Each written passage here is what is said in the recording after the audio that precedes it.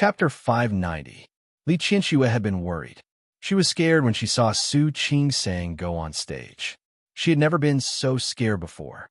She was afraid that Su Qingsang would lose to Su Peijian. She was afraid that Su Qingsang would be at a disadvantage. She regretted countless times. She regretted not being more magnanimous and tolerant.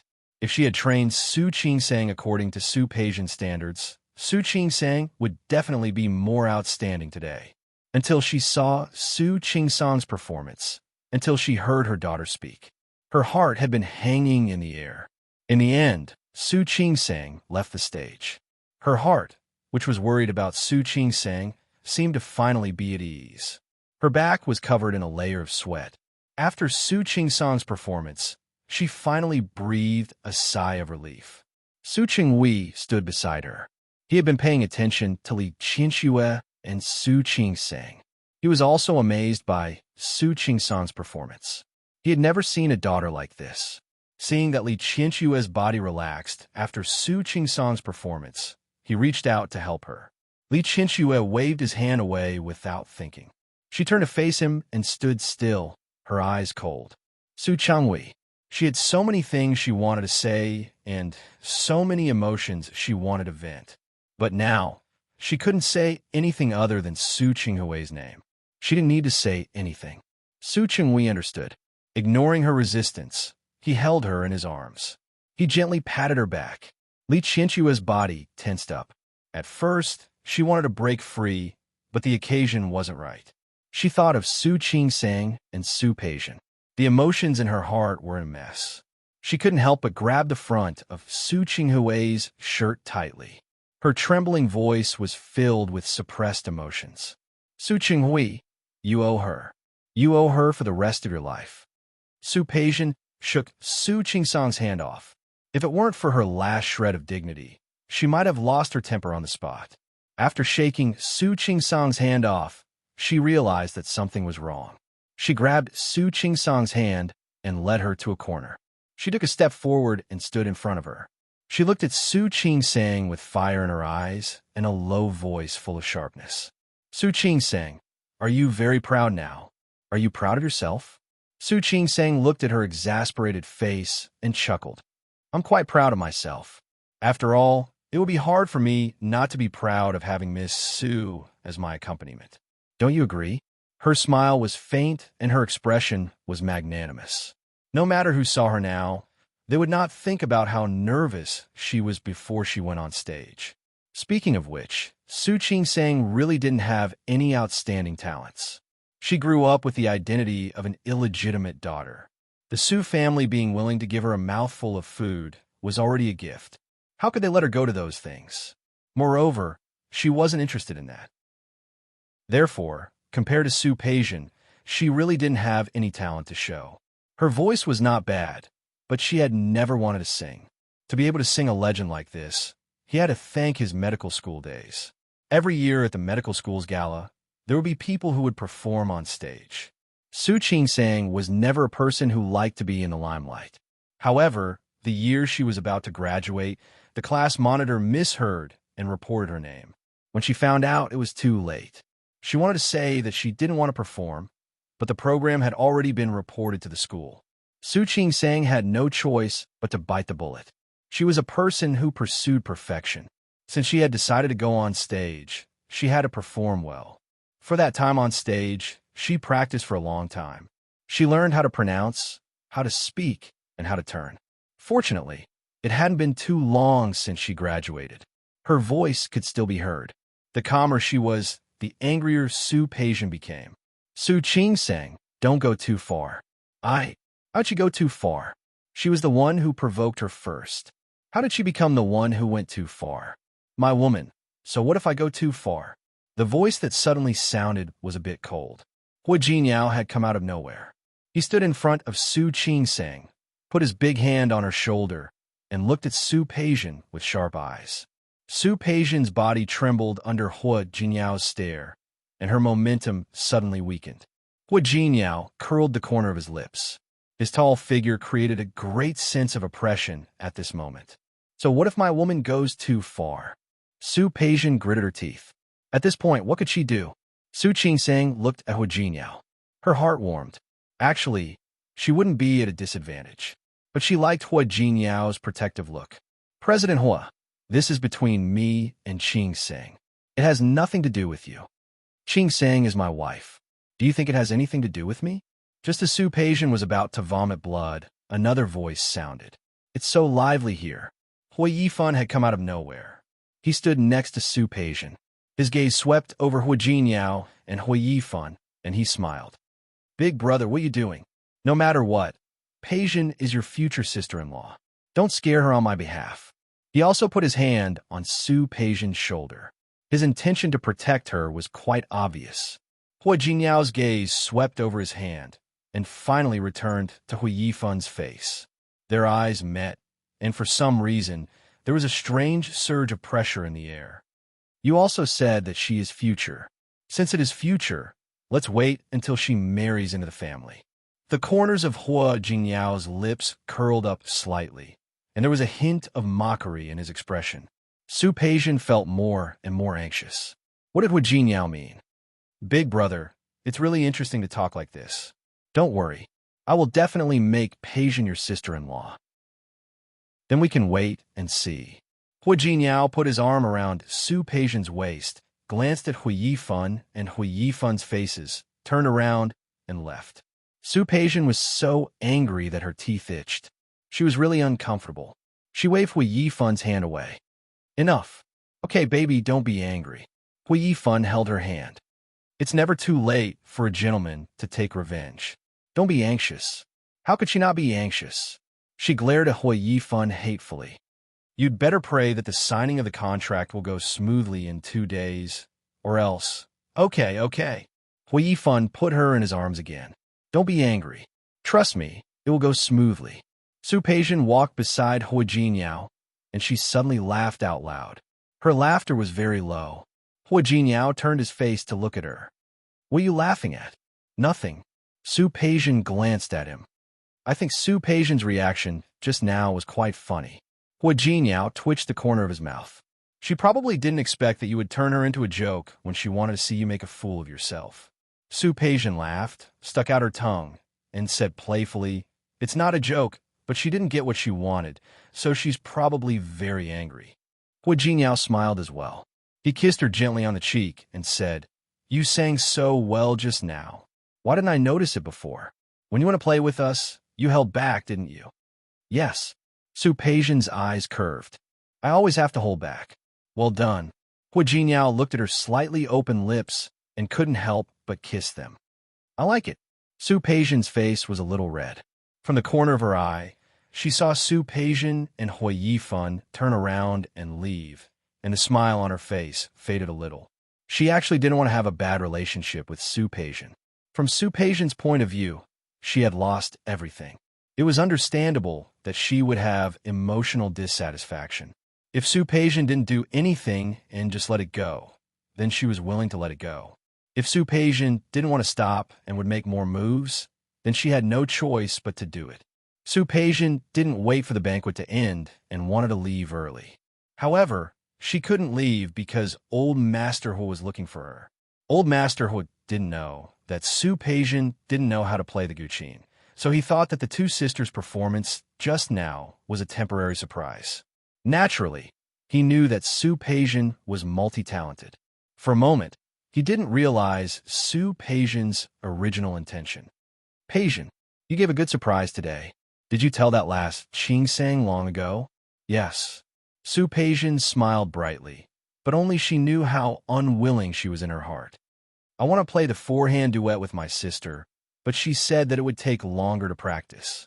This is the best. Good. Old Master Hu said the word good 3 times. He looked at Su Qinghui and Li Qianxue in the distance. Ask your father to come over later to discuss your marriage with Yifan.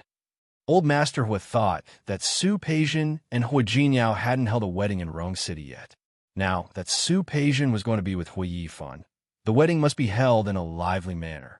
Su Peijian's face was really a little stiff now. Discuss her marriage with Su Qinghui. Li Qianxue was in a bad mood. She was also the one who wanted to leave early.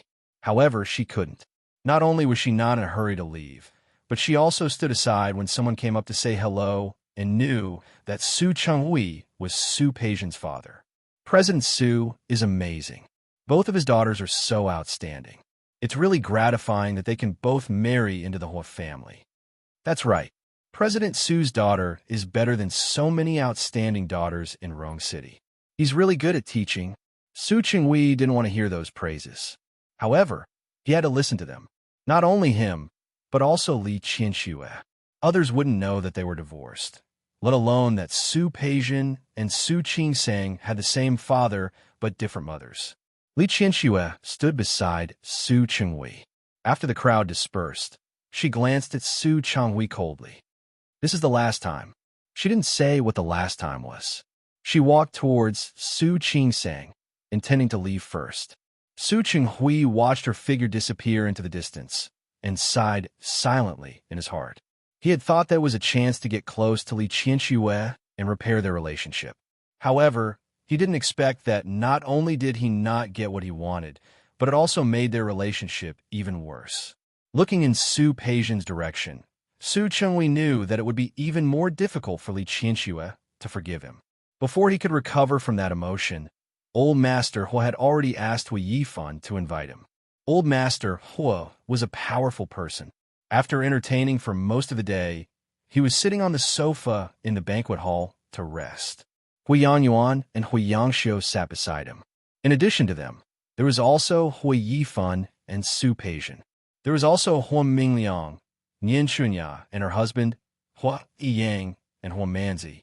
Su Chenghui didn't see Hua Jinyao and Su Qingsang, so he greeted everyone present. Finally, he sat down on the sofa opposite Old Master Hua. "Nephew, where's niece? She's not feeling well. She went back to the hotel to rest." Old Master Hua nodded. He understood the real relationship between Li Qianxue and Su Peijian, so he didn't ask anymore. "Nephew, I've already said it once. Now I'll say it again, and I'll also ask for your opinion." As Old Master Hua spoke, he glanced in the direction of Hua Yifan and Su Peijian. The two of them were sitting together, holding hands, looking very loving. Let's discuss Peijian and Yifan's marriage. Su Chenghui had prepared before he came, but he didn't expect Old Master Hua to be so anxious. What I mean, get engaged first, then get married. It was a lively and bustling event. As for how much betrothal gift you want and what other requirements, just mention it. I mean a wedding in Rome City. As for whether to do it in Lin City, we'll also ask for your opinion. If you need to do it, we can also cooperate. He married both of his daughters to the Hua family. Hua Jinyao's previous matter with Su Qingsang had become a foregone conclusion. Old Master Hua definitely wanted this second wedding to be a grand one. I think it's good too. Hua Yangyuan also said at this time, one in Rome City, one in Lin City. Our family can't be too casual in marrying a daughter-in-law. Su Peijian leaned her face against Hua Yifan's chest, and the anger in her heart before. Finally, it was a lot smoother. Su Chenghui sat there for a long time without moving. In front of him was an elder of the Hua family, and opposite him was Old Master Hua's smiling eyes. He turned to look at Su Peijian and saw the smile in her eyes. He pursed his lips and spoke softly under Su Peijian's smiling face. "Sorry, I don't agree to this marriage." The air seemed to suddenly become silent. Everyone in the Hua family looked at Su Chenghui as if they didn't understand why he meant this. "Nephew, you must be joking, right?" "I'm not joking." Su Chenghui faced Old Master Hua with a fearless expression. "I really don't agree." "Well," Old Master Hua looked at the other people present, then looked at Su Peijian and finally seemed to be a little confused. "Nephew, do you have any dissatisfaction with Yifan? Or neither?" Su Peijian's face turned pale. She never expected Su Chenghui to do such a thing. "Then what are you doing?" "Old Master, I think it's better for me to tell you something first." Su Chenghui's voice was indifferent. "You should know that although Peijian is my daughter, she can't be considered the eldest daughter of the Su family." At this point, Su Peijian's face was already quite ugly. She almost couldn't help but lose her temper. Hua Yifan squeezed her hand tightly and gave her a disapproving look. Su Chenghui acted as if he didn't see Su Peijian's change of expression. Peijian is my daughter, but she is an illegitimate daughter.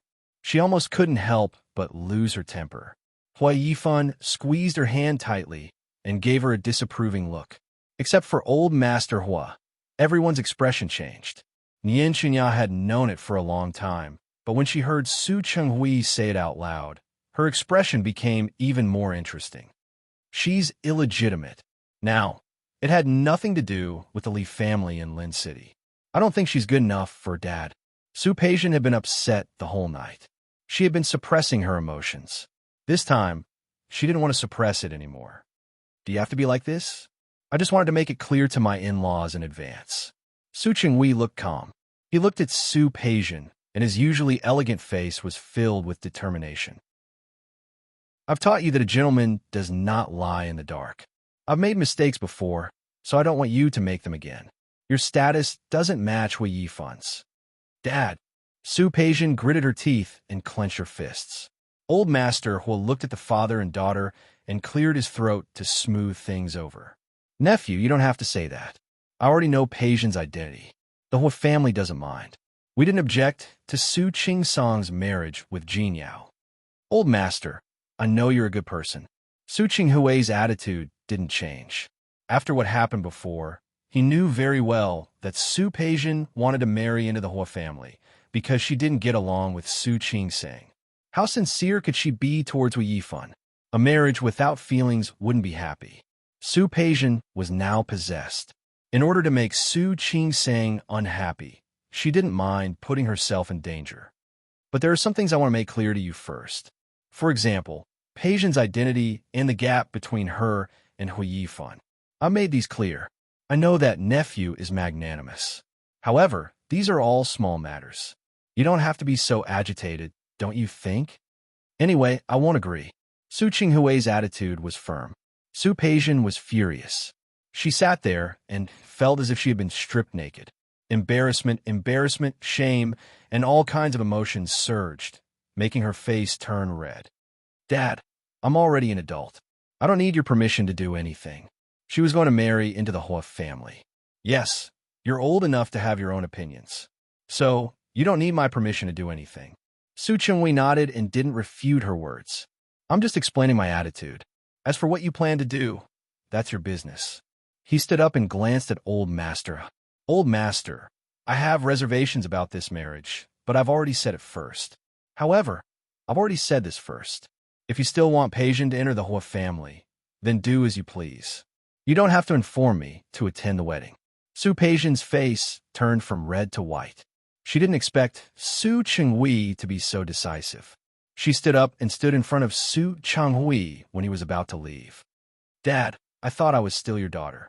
Yes, I also thought you were still my daughter. Su Chenghui knew what she meant, but he believed that she also knew what he meant. I thought you didn't see yourself as my daughter anymore. If Su Peijian hadn't deliberately made things difficult for Su Qingsang just now, Su Chenghui wouldn't have such an attitude now. However, he was very clear about Su Peijian's actions just now. She had such an attitude even before marrying into the Hua family. If he really let her marry into the Hua family and have more contact with Su Qingsang, what would she do?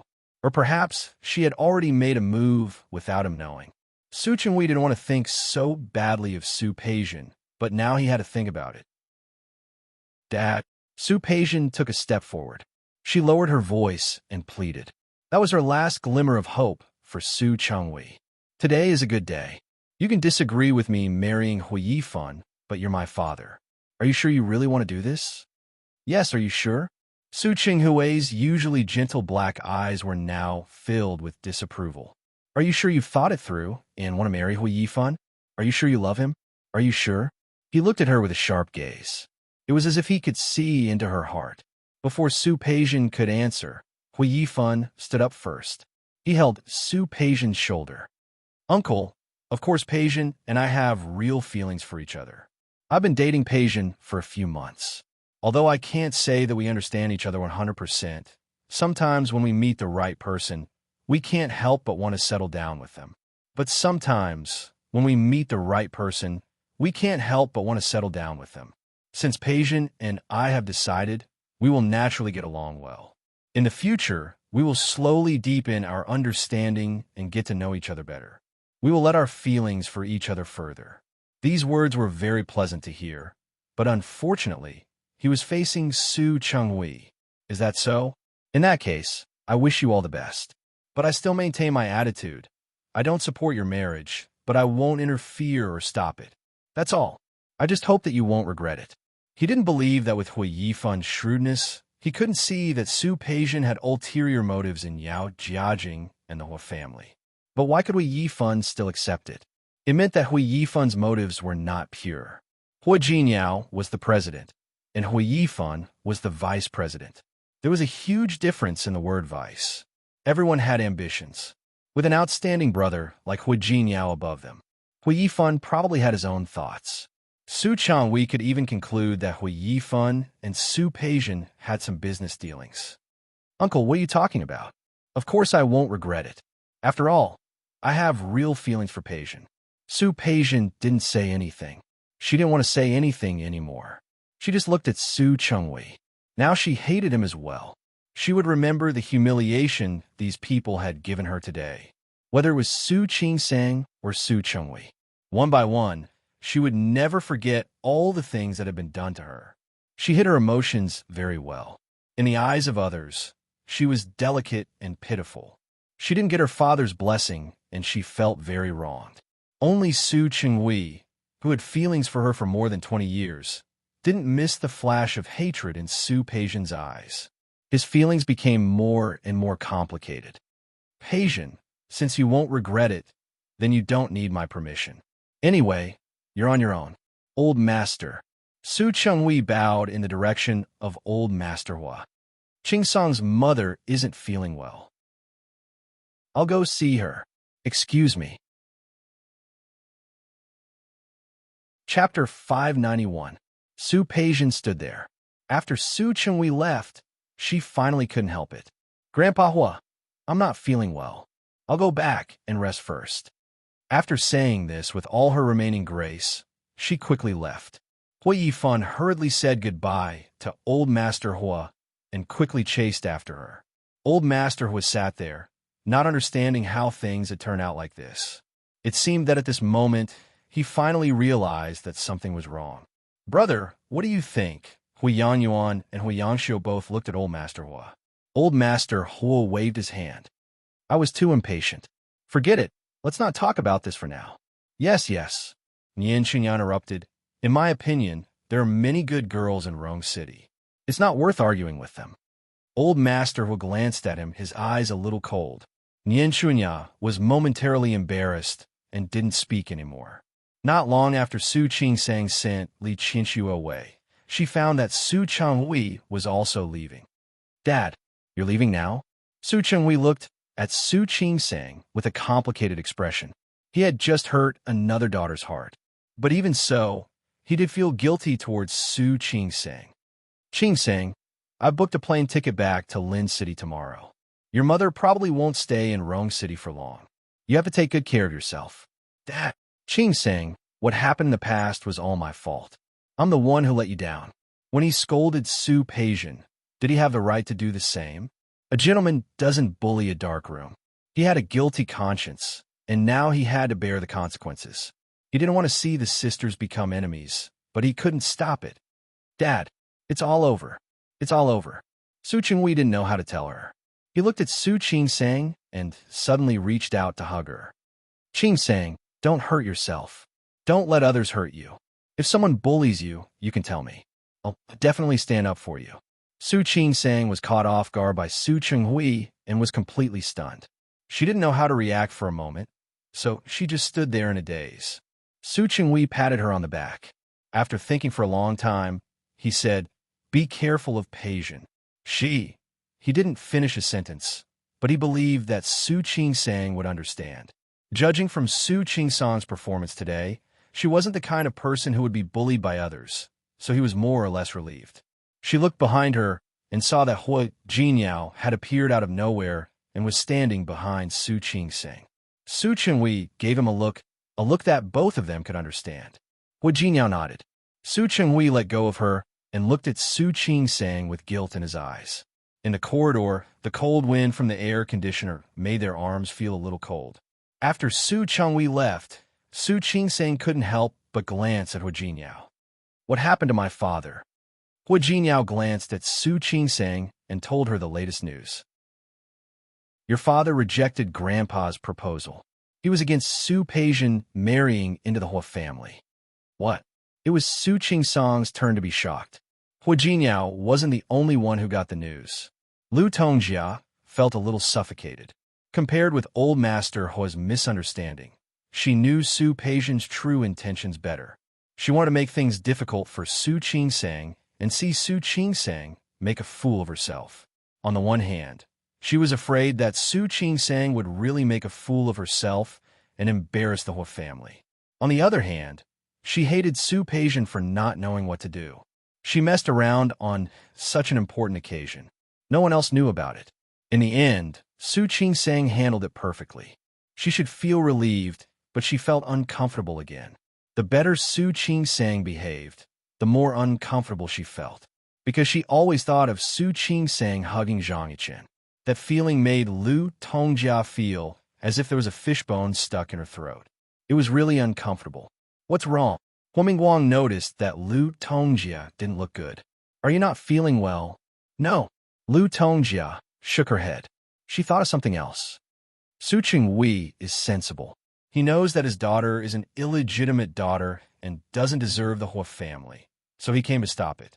But isn't this a slap in the face? Su Peijian was an illegitimate daughter and didn't deserve Hu Yifan. But wasn't Su Qingsang also an illegitimate daughter? She married Hu Jinyao. What did that mean? Could it be that in Su Qinghui's heart, her son couldn't be compared to Hu Yifan?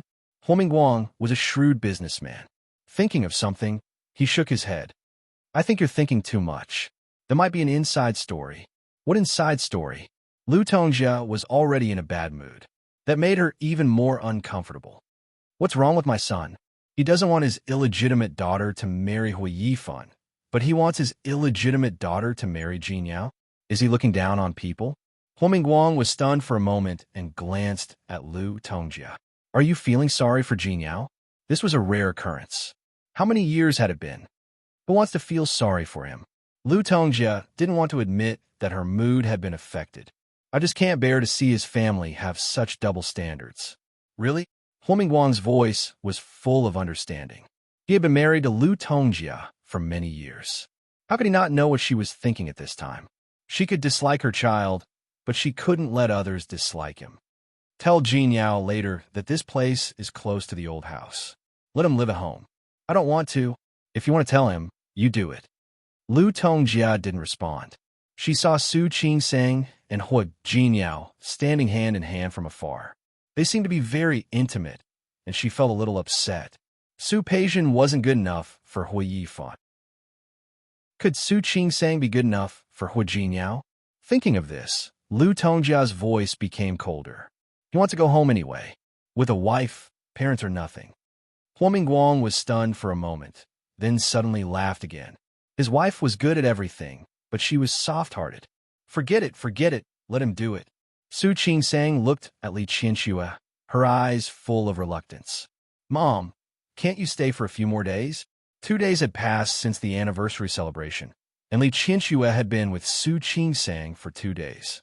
She had booked a ticket for today, and it would be flying in half an hour. I want to, but I have something to do with the company. I have to go back. Li Qianxue raised her hand and stroked Su Qingsang's cheek. Her eyes were a little emotional. Well, it's only 2 hours from Lin City to Rong City. I'll come to see you next time. You can also go back to Lin City. Okay. After Yusin's college entrance examination, you can come back and stay for a few days. The three of us will find a place to go out and play. Okay. Su Qingsang nodded. Her eyes were already red. Li Qianxue looked at her, wanting to say something, but hesitating. She wanted to ask Su Qingsang why she wanted to see Xiang Kaiping several times, but in the end, she remained silent. Just as she had said to Su Peijian, it was a good thing that Su Qingsang valued relationships. Although she didn't like her contacting Xiang Kaiping or seeing Xiang Kaiping. Qingsang, if Peijian bullies you, you have to tell me. Mom, you're thinking too much. How can she bully me? Su Qingsang thought of what happened at the anniversary celebration. Hu Jinyao told her everything. There was obvious worry in Li Qianxue's eyes. She only realized that Su Qingsang was kind and magnanimous after she recognized her daughter.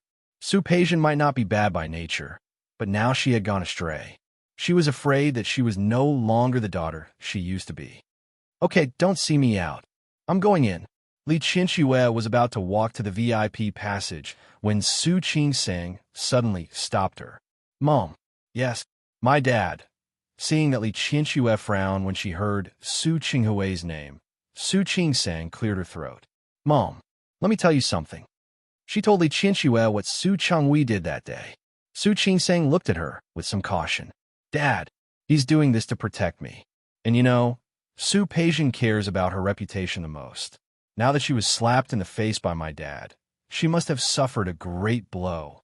So, you don't have to say good things about him. Li Qianxue didn't accept Su Qinghui's kindness at all. These things were done by him. If it weren't for him, these things wouldn't have happened today. No matter how much he does for you, it's what he should do. Mom, okay. Don't talk about him. I don't want to hear his name. Su Qingsang didn't say anything. Li Qianxue turned and walked straight to the VIP passage. When her back was facing Su Qingsang, her face wasn't as calm as she appeared to be. Su Qinghui, what was he up to this time? Su Peijian marrying Hui Yifan was far more beneficial than harmful to Su Qinghui. Moreover, Su Peijian was his beloved daughter. But now he was giving her up just like that? Ha! Men! Su Qinghui treated his own daughter like this. How could he treat her with sincerity? Su Qinghui had no idea at all. He wanted to make up for it, but he did it out of guilt, which caused Li Qianxue to misunderstand again. This made it even more difficult for him to pursue his wife in the future. After sending Li Qianxue away, no matter how reluctant Su Qingsang was, she had to let her life go back to normal. Because Su Changhui came to Rong City, Su Qingsang went to see Xiang Kaiping again. She didn't mean anything else. She just wanted to test if Su Qinghui really didn't have feelings for Xiang Kaiping. If Su Changhui came to see Xiang Kaiping, then she swore that no matter what Su Changhui did in the future, she would never say a word for him in front of Li Qianxue. However, the result of the test made her more or less relieved. Xiang Kaiping was also very resistant to Su Qinghui and couldn't bear to hear her mention his name. That was good. It showed that Su Changhui still had some sincerity for Li Qianxue. In fact, no matter who Su Qinghui was with, Su Qingsang planned to help no one and do nothing. But she still hoped that Su Changhui could really think clearly about who he loved. Putting these things behind her, Su Qingsang resumed her life in the hospital, at home, and at the Hua family's old house. However, she didn't expect that she would soon be busy again. Old Master Hua sat in the study. He looked at Hu Jinyao, sitting opposite him. It had been a week since the anniversary. Su Peijian and Hui Yifan's marriage didn't continue, as if it had been delayed. He returned to the Hua family's mansion on the weekend and still brought Su Peijian over. Old Master Hua was still polite on the surface, but he didn't mention her marriage to Hui Yifan again. Su Peijian was secretly resentful. She, who was holding back her anger, and she and Hui Yifan got the contract that they had been negotiating with the company they had privately opened. Hu Jinyao had been waiting for Su Peijian and Hui Yifan to sign the contract. As soon as Hui Yifan signed the contract, he came to see Old Master Hua with the contract. Jinyao, you came the right time today. I happen to have something to talk to you about. Old Master Hua saw the document bag in Hu Jinyao's hand just now. What do you think about Su Peijian and Yifan's marriage? Su Qinghui said that day. Old Master Hua had lived to such an old age and had experienced many things. He could understand some things just by thinking about it. That was also the reason why he was indifferent to Su Peijian that day. It doesn't matter what I think. What matters is Grandpa. Don't you have an answer? Hearing Hu Jinyao's words, Old Master Hua suddenly smiled. You, Grandpa, I'm here today for another matter. Hu Jinyao opened the document bag in his hand, took out all the documents inside, and placed them in front of Old Master Hua one by one. Not only was there the contract that Hui Yifan had just signed with the company, but there was also all the investigation information. Old Master Hua picked it up and glanced at it briefly. His expression immediately changed. By the time he finished reading all the documents, the expression on his face was quite ugly. He kept panting heavily, and his face swelled to a purplish red. Hua Jinyao quickly stood up and went forward to pat his chest. "Grandpa, don't be angry. If you're like this, I'm afraid I won't be able to tell you what will happen next." Old Master Hua patted his chest and kept calming down. When he calmed down, he looked at Hua Jinyao. You knew it long ago, didn't you?" "Yes." Hua Jinyao looked calm. "I knew a long time ago. I knew at the moment Su Peijian planned to marry into the Hua family." "Good, very good." Old Master Hua's hands were trembling. "You knew it a long time ago, but you didn't tell me?" Hua Jinyao's expression didn't change. "Grandpa, you should be glad that I only came to tell you, and not to directly hand this over to the board of directors. Although the Hua family held the largest share of the Tianyu Group, it wasn't that there were no other shareholders. If this evidence was handed over to the company, Hui Yifan would probably be in trouble. This unfilial son. Old Master Hua cursed several times in a row. When he calmed down, he patted his chest and looked at Hua Jinyao. "Tell me, what else do you think I don't know?" Hua Jinyao let go of his hand and returned to his seat. "Grandpa, you already know about Qing Sang and Su Peijian's background. I admit that Su Peijian is extremely capable and resourceful. However, she is too scheming, and there is a grudge between her and Qing Sang. It's impossible for her to get along with Qing Sang." "What do you mean? Are you saying that she has occupied Qing Sang's identity for so many years, and she still doesn't think it's enough?" "Grandpa, from our perspective, we would say that Su Peijian has occupied Qing Sang's identity for more than 20 years. But from Su Peijian's perspective, she wouldn't think that way. She would only think about it. Why was it that she couldn't be a proper young miss anymore and became an illegitimate daughter? In her heart, she wouldn't think about what she had before. She would only think about what she had lost now. And Qing Sang was the culprit who caused her to lose everything." Old Master Hua's face was cold, and he didn't say anything. Hua Jinyao sighed. She has resentment and anger in her heart. He had to vent his anger eventually. To her, marrying Yifan is just a springboard. In fact, you might not know what happened that day. Qing Sang doesn't know how to play the piano at all, so why did Su Peijian let her go on stage? Old Master Hua was a smart person. What else did he not understand? "You mean she wants to marry into the Hua family and then find an opportunity to deal with Qing Sang?" "Yes. Although I'm not sure what she plans to do, I'm sure that she has an ulterior motive." Old Master Hua didn't say anything else. Some things, once exposed, were no longer the same. "Then you mean, Grandpa, I'm not an intolerant person, but some things on my bottom line. You want me to stop Yifan and Su Peijian's marriage?" Old Master Hua didn't want Su Peijian to be with Hui Yifan anymore. "No." Hua Jinyao shook his head. "I don't want you to stop it. In fact, it doesn't matter to us whether Su Peijian marries Hui Yifan or not. Then, because if I kick Hui Yifan out of the Hua family, Hui Yifan will no longer be a member of the Hua family." Old Master Hua stood up and said, "Jinyao." Hua Jinyao's expression didn't change, but his gaze was unusually sharp. "Shouldn't a traitor be expelled from the family?" "Jinyao, he's your cousin." "Yes, he's my cousin, so I just expelled him from the family." "Jinyao." Old Master Hua was old. Even though he knew that Hui Yifan had done wrong to the company and the Hua family, he was still his grandson. But that was his grandson after all. He hoped to see a happy family. "Grandpa, actually, I have harsher methods to deal with Hui Yifan, but I didn't, because I don't think you want me to do that." He stood up, put the documents on the table back into the file bag. "But Hui Yifan, I want to teach him a lesson." Old Master Hua's face was red. He panted, and his emotions were very complicated. "Jinyao, he's your younger brother. You're brothers. When he schemed against me, he didn't treat me as a brother." Old Master Hua didn't say anything. He cleared his throat and said in a trembling voice, "I know this is his fault, but he doesn't deserve to die. I didn't want him to die. I just wanted him to leave Tianyu Group and the Hua family." Hua Jinyao put away all the documents and gently knocked on the table. "Grandpa, everything else can be discussed, But this is the only thing that can't be discussed. Old Master Hu didn't say anything. He looked at Hu Jinyao. He had grown up and was no longer the little boy who was willing to listen to him. Chapter 592. Ruthless. Old Master Hu's words made Hu Jinyao laugh.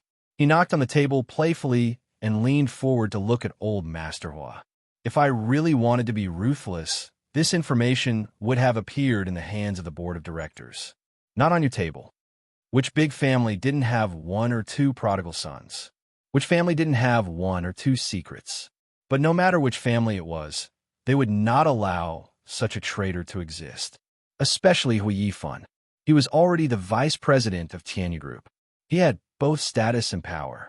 Moreover, he also had shares in Tianyu Group, yet he still did such a thing. If he had been more ruthless and the truth had blown up, what would have happened to Hu Yifan?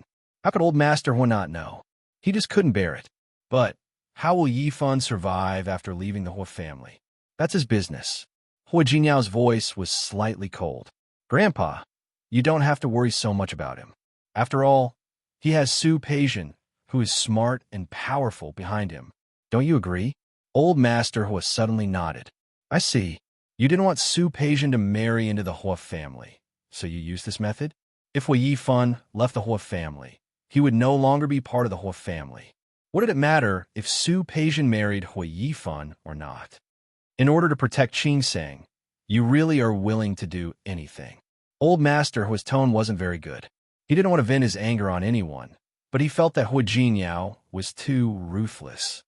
Of course, thinking of Su Qingsang, Hu Jinyao smiled faintly. Everyone had a bottom line. His bottom line was Su Qingsang. He would never turn a blind eye to what Su Peijian had done to Su Qingsang. What he needed to do was to shatter Su Peijian's beautiful dream. Didn't she want to marry Hu Yifan? Then go and get married. She married Hu Yifan, who had left the Hu family. What he was more curious about was whether Hu Yifan, who had left Tianyu Group, would still let Su Peijian marry him willingly. Hu Jinyao was in a good mood after leaving Old Master Hu's study. On his way downstairs, he ran into Lu Tongjia. Seeing that it was her, the good mood on Hu Jinyao's face immediately disappeared. Mom. Hu Jinyao greeted Lu Tongjia blandly, then walked past her to go downstairs. Stop right there. Lu Tongjia looked at Hu Jinyao. She felt upset again.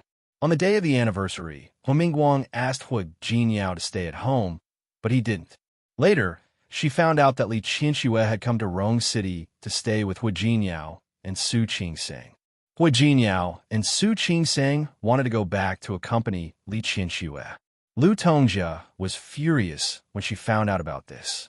Look, she raised a good son. People say that girls look good. It was not much different for her to have a son here.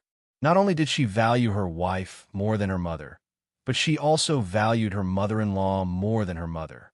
Is her mother-in-law still in Rong City? Nope. She took yesterday's flight back.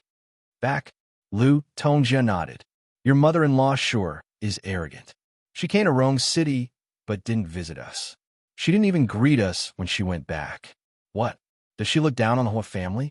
Hu Jinyao finally turned his eyes to Lu Tongjia, his expression cold. Mom, you also care about whether they come to visit or not. Do you think they like our family? What do you mean? His attitude made Lu Tongjia angry. Why can't I care? If you say you can, then you can. Hu Jinyao didn't refute. However, you framed Qingsang like that in order to ruin her reputation. It would be strange if she was willing to visit us. You? Lu Tongjia didn't expect him to still hold a grudge against her last time. What's with your attitude? How did I frame her? If she didn't have an affair with someone, I wouldn't have had the chance to frame her. Hu Jinyao frowned slightly. Looking at Lu Tongjia's agitated face, he didn't have any hope and didn't want to argue with her. I know whether she had an affair or not. You don't have to be agitated. You don't have to think of a way to frame Qingsang. Because no matter what you do, I will believe her. Lu Tongjia watched as Hu Jinyao ran away after saying that. She felt a breath stuck in her chest, making her uncomfortable. Apart from the uncomfortable feeling, she also felt a hidden sadness. Su Qingsang looked at Hu Jinyao. and found that he seemed to be in a good mood today. Did something good happen? Something good. Hua Jinyao pulled her waist into his arms and let her nestle against his chest. What good thing? I helped you take a little revenge on Su Peijian. Su Qingsang heard Hua Jinyao's words and widened her eyes. This was a little revenge? This was completely cutting off all of Su Peijian's escape routes, okay? With Su Peijian's personality, she was afraid that she would go crazy. However, thinking about Su Peijian's disappointed look, she actually felt a little happy. Wasn't she being a little bad now? Not bad at all. Hua Jinyao didn't want her to be soft on Su Peijian. She just can't marry into the Hua family. If she wants, she can still be with Hua Yifan. It won't affect her much. I don't want you to pity her. Su Qingsang shook her head. She didn't pity Su Peijian. There must be something hateful about a pitiful person. Su Peijian had already bullied her. How about you just swallow it? But this move of yours is really cruel. She didn't know what Su Peijian would do next. Be careful these days. Hua Jinyao suddenly became serious. Don't go home too late. Even if you're on duty in the hospital, try not to be alone. I don't want Su Peijian to have a chance to do anything to you. I don't think so. Su Peijian wouldn't break the law just to deal with him, would she? It's hard to say. If Su Peijian was really willing to settle down, he was willing to let it go. I'll talk to Yang Wenchang tomorrow and ask him to arrange 2 bodyguards for you. Stop it. Su Qingsang glared at him. She was a doctor. Did she have to bring 2 bodyguards when she went out? It would be strange if she didn't scare away those patients. Anyway, I go home and the hospital every day. I don't go anywhere else. Don't worry, it'll be fine.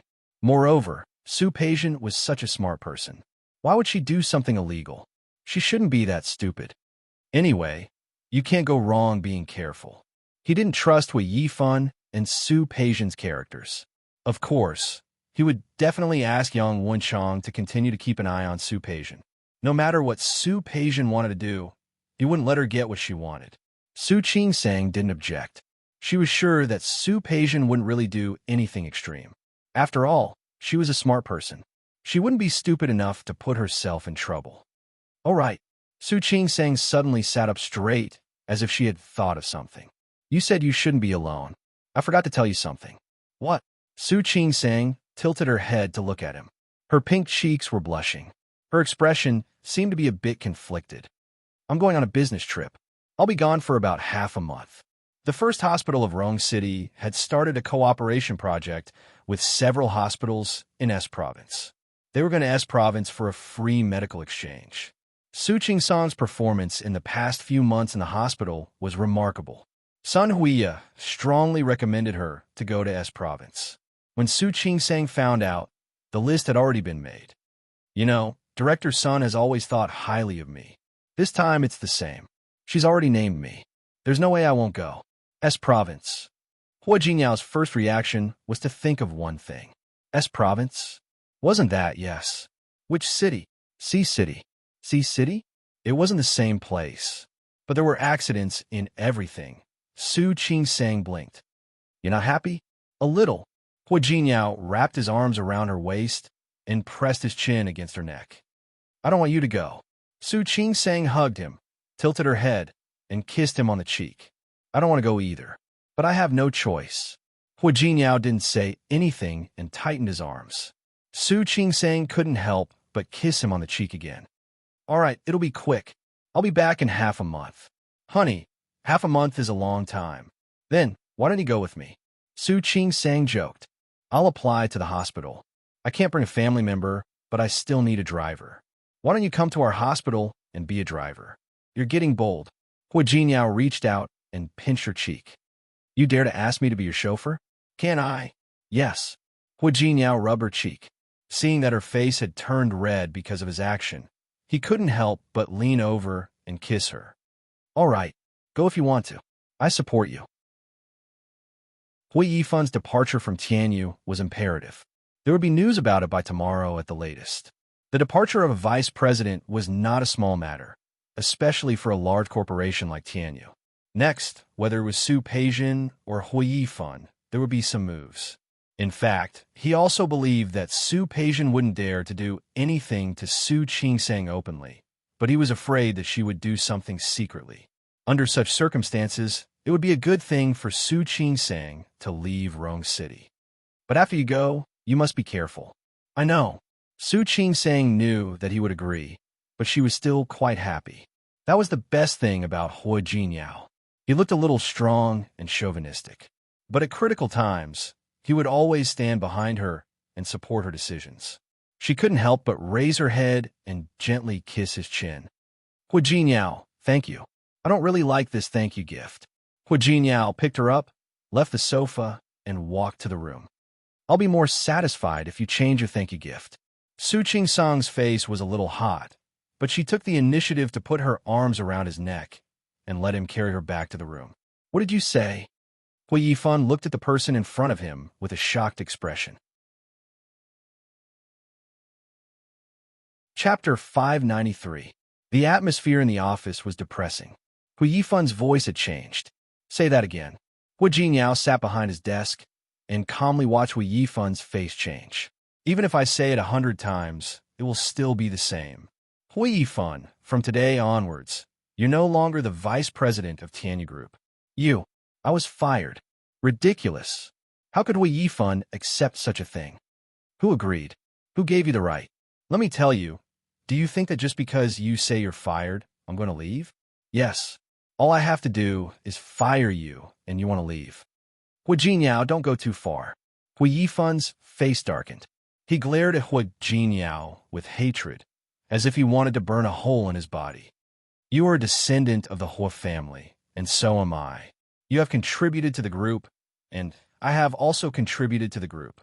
Why do you have to drive me away? Because of this. As Hua Jinyao spoke, he placed the document that he had shown old Master Hua in front of Hui Yifan. Hui Yifan picked it up and casually glanced at it. His expression suddenly became even more unsightly. He slammed the document in his hand on the table and pointed at Hua Jinyao, his face full of resentment. Hua Jinyao, you set me up? Yes, I set you up. Hua Jinyao, you set me up? Hui Yifan was so angry that he repeated the same sentence twice. Hua Jinyao rubbed the tip of his nose and nodded. Yes, I set you up. Can I? I'm your younger brother. You're welcome, cousin. Hui Yifan nodded angrily. Finally, he pointed at Hua Jinyao's face and said, Fine. Even if I run a company outside, even if I poach someone from the company, I will still be able to pay for it. But does Grandpa know that you're plotting against me? Sorry, Grandpa knows. Looking at his flustered and exasperated look, Hua Jinyao only found it funny. Do you think Grandpa will tolerate it? Let me tell you, it was my grandfather's idea to kick you out of Tianyu Group. Impossible. Hui Yifan didn't believe it at all. Grandpa is old. He likes to see a harmonious family. He won't agree. Hui Yifan stood up abruptly and sneered. You also know that Grandpa is old? Since you know Grandpa is old, why do you still do such a thing? Do you know that when Grandpa saw these things, he was so angry that he almost had a heart attack? And now you're telling me that Grandpa is old? Don't you find it ridiculous? Then why don't you show this to Grandpa? Hui Yifan gritted his teeth. He never thought that Hua Jinyao would have such a trick up his sleeve. He just wanted to suppress Hua Jinyao, but he didn't expect such a result. Why don't I show it to Grandpa? Hua Jinyao sat back down and admired the depressed look on Hui Yifan's face. I don't want to waste my breath on you. Anyway, from today onwards, you're no longer the vice president of Tianyu Group. I will find someone else to fill your position. Hui Yifan knew that Hua Jinyao was telling the truth. There was no turning back. He stood there, his heart filled with unwillingness and anger. This was not the result he wanted, nor was this the result he had predicted. Hua Jinyao, do you have to do this? Yes. Hua Jinyao wasn't polite at all. That's not all. I can also tell you that Grandpa said, from today onwards, you are no longer a member of the Hua family. What did you say? Hua Yifan's expression had completely changed this time, as if he had squeezed the words out from between his teeth. I said, from today onwards, you're no longer a member of the Hua family. This can't be Grandpa's idea, right? Grandfather Hua might kick him out of the company when he was angry, but he would never remove him from the Hua family. Hua Jinyao was the only one who could come up with such an evil plan. Yes, that's what I mean. Hua Jinyao, don't forget. Your surname is Hua, so is mine. If your surname wasn't Hua, I would have known. How can you stand here and talk to me with such an attitude? He knew that Hui Yifan wouldn't give up. Hui Jinyao didn't mind teaching him another lesson. No matter how Hui Yifan argued with Hui Jinyao, he knew that he had lost this time. Before leaving Tianyu, Hui Yifan still wanted to try one more time. Hui Jinyao, if possible, can you let Yang take over my position? He doesn't know about me. Hui Jinyao suddenly smiled. That smile was sarcastic. Hui Yifan, you still want to negotiate with me at this time? Hui Yifan's face was pale. Hui Jinyao didn't mind stabbing him again. Even you can't beat me. Do you think Hua Yang can beat me? Hearing that, Hui Yifan's face became more and more pale. When Su Peijian entered the room, she smelled alcohol. She furrowed her brows. What's wrong? The contract has been signed. You don't seem happy. In order to spite Su Qingsang, she brought forward the plan. The two of them started the company they privately opened and signed the contract the day before yesterday. Today, Hui Jinyao was drinking. Happy? Hui Yifan's eyes were bloodshot. He stared at Su Peijian with his eyes wide open. Do you really not know, or are you pretending not to know? What? Ha ha. Hui Yifan put the glass in his hand heavily on the table. I was played by Hui Jinyao. For the past few years, I've been thinking about why I lost to him. I've always wanted to prove myself. I want to prove that I'm better than him. But what happened in reality? Hui Yifan swept an empty wine bottle on the table to the ground. I was played by Hui Jinyao. Do you know? I'm no longer the vice president of Tianyu Group. I was even kicked out of the Hua family. Kicked out of the Hua family. How dare they do this to me? Su Peijian watched him lose control, and her brows furrowed so tightly that a mosquito could be squeezed to death. What's going on? Don't be crazy. Tell me clearly. Didn't I make it clear enough? Okay. Then I'll say it again. I thought what I did was flawless, but Hui Jinyao knew everything from the beginning to the end. He knew it all along. He knew what I was doing outside. He knew that I was running a company outside. Do you even know the company that signed a contract with me? Those were all traps set by Hui Jinyao. Let me tell you, me and you, we were all played by Hui Jinyao. Impossible. Su Peijian's expression didn't look good. How could this be? Yes. I also want to know how this could be. Hui Yifan stood up as he spoke. He stood in front of Su Peijian. Tell me, why did this happen? Su Peijian couldn't answer this question. She knew that Hui Jinyao wasn't an ordinary person when she was in Lin City, but she didn't expect him to be so powerful. Calm down first. Things haven't gotten to the worst yet. Maybe there will be a turn for the better? A turn for the better? What turn for the better? Hui Yifan sneered. His face, which was red from drinking, was full of anger. Let me tell you, there won't be a turn for the better, because my grandfather already knows. Do you hear me clearly? Grandfather already knows. Hui Jinyao was too ruthless. He didn't even leave him a way out. Su Peijian didn't say anything. Hui Yifan took 2 steps back and sat on the sofa weakly. He poured another glass of wine and began to drink. However, after he drank 2 glasses, Su Peijian suddenly grabbed his hand. Hui Yifan, pull yourself together. Things haven't gotten to that point yet. Oh, haven't gotten to that point yet? Tell me, I was already kicked out of the Hua family. How far can it go? How far do you think it can go? He pushed Su Peijian's hand away. Su Peijian took a step back. She stood back again, but her expression was even more unsightly than before. Hui Yifan, no wonder you can't beat Hui Jinyao in this state. When he was framed by you, he didn't drink to drown his sorrows. Su Peijian. Hui Yifan stood up and glared fiercely at the person in front of him. What did you say? What did I say? I said no wonder you can't beat Hui Jinyao. With your current appearance, it's impossible for you to beat him. You. Hui Yifan's hand was raised and was about to fall. Su Peijian didn't retreat. Come. Hit. Hit here. Hit here. She raised her face and faced Hui Yifan. Hui Yifan looked at her and suddenly put down his hand. Okay. I can't beat Hui Jinyao. I can't beat him.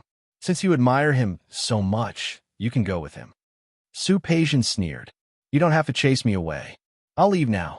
Hui Yifan, let me tell you, you can continue to drink here and continue to live a drunken life.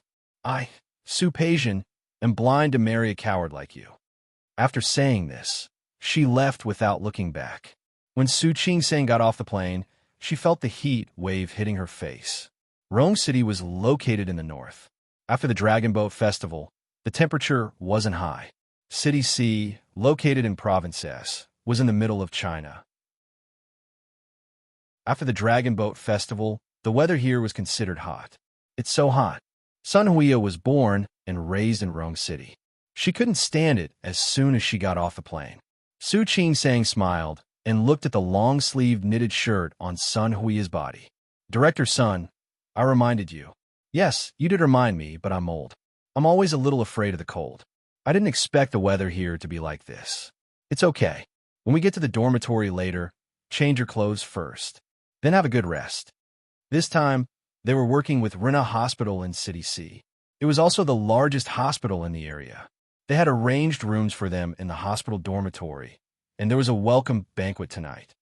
Okay. Sun Huia nodded and followed Su Qing-sang into the car that came to pick them up. Su Qing-sang didn't have much luggage. It was just a small suitcase. However, Sun Huia had a big suitcase. Su Qing-sang took the initiative to help her with the suitcase. You have so few things. Sun Huia glanced at Su Qing-sang. Did you bring enough clothes? Su Qing-sang smiled and was a little embarrassed. My husband said that carrying too much luggage was tiring. He told me to buy whatever I need here. Tisk, Dr. Su, are you showing off your love in front of us? Ling Fei, who came with them, heard it and joked with Su Qing-sang. That's right. He's showing off his love in front of us. Zheng Qinyu, who came with them, also clicked his tongue.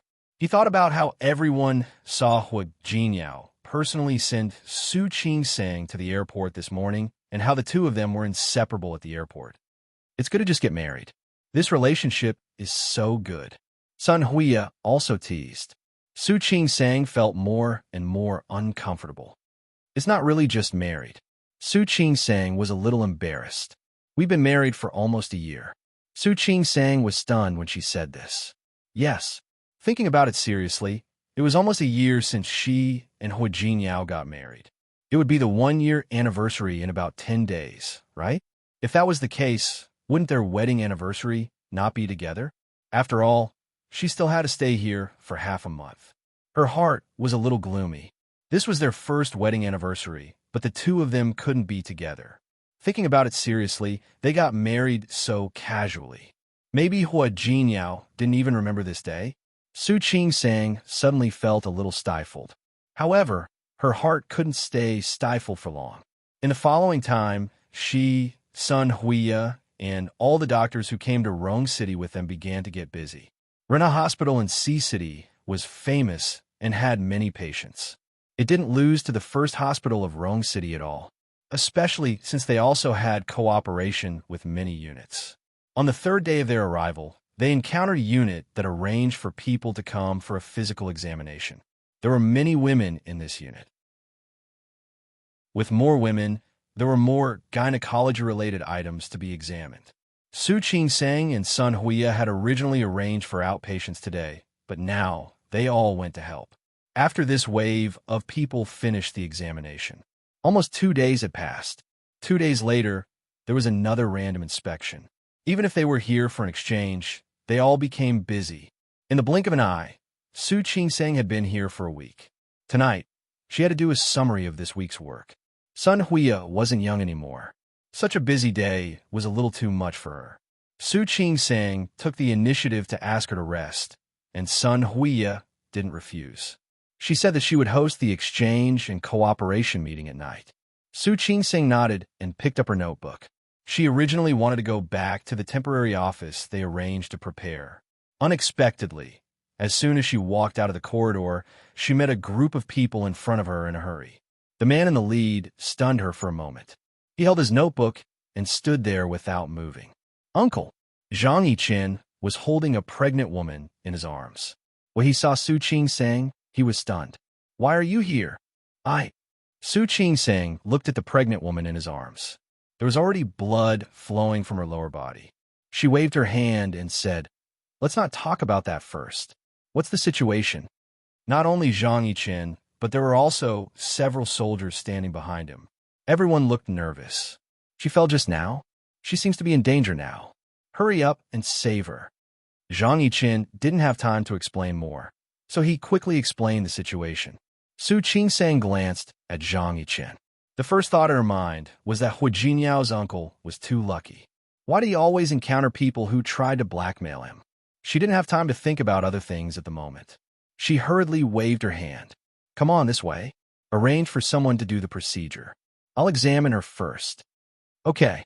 Zhang Yiqin breathed a sigh of relief and carried the pregnant woman into the consulting room Su Qingsang arranged. Su Qingsang pulled the curtain to examine the pregnant woman. Before the curtain was closed, Zhang Yiqin called her. Qingsang, you have to save her and the baby in her belly. Su Qingsang glanced at him and felt the seriousness in his eyes. She nodded. She silently closed the curtain. After the examination, she quickly walked out of the room. She's in bad condition. She needs a cesarean section. I'll arrange for the operation now. Don't worry. Her life should not be in danger for now. Can you do the operation yourself? Su Qingsang was stunned. They were here to exchange and learn.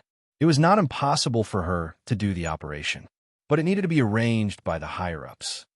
I trust you. Zhang Yiqin stared at her face. The trust in his eyes made Su Qingsang unable to think about anything else. She nodded. Okay, I'll do the operation.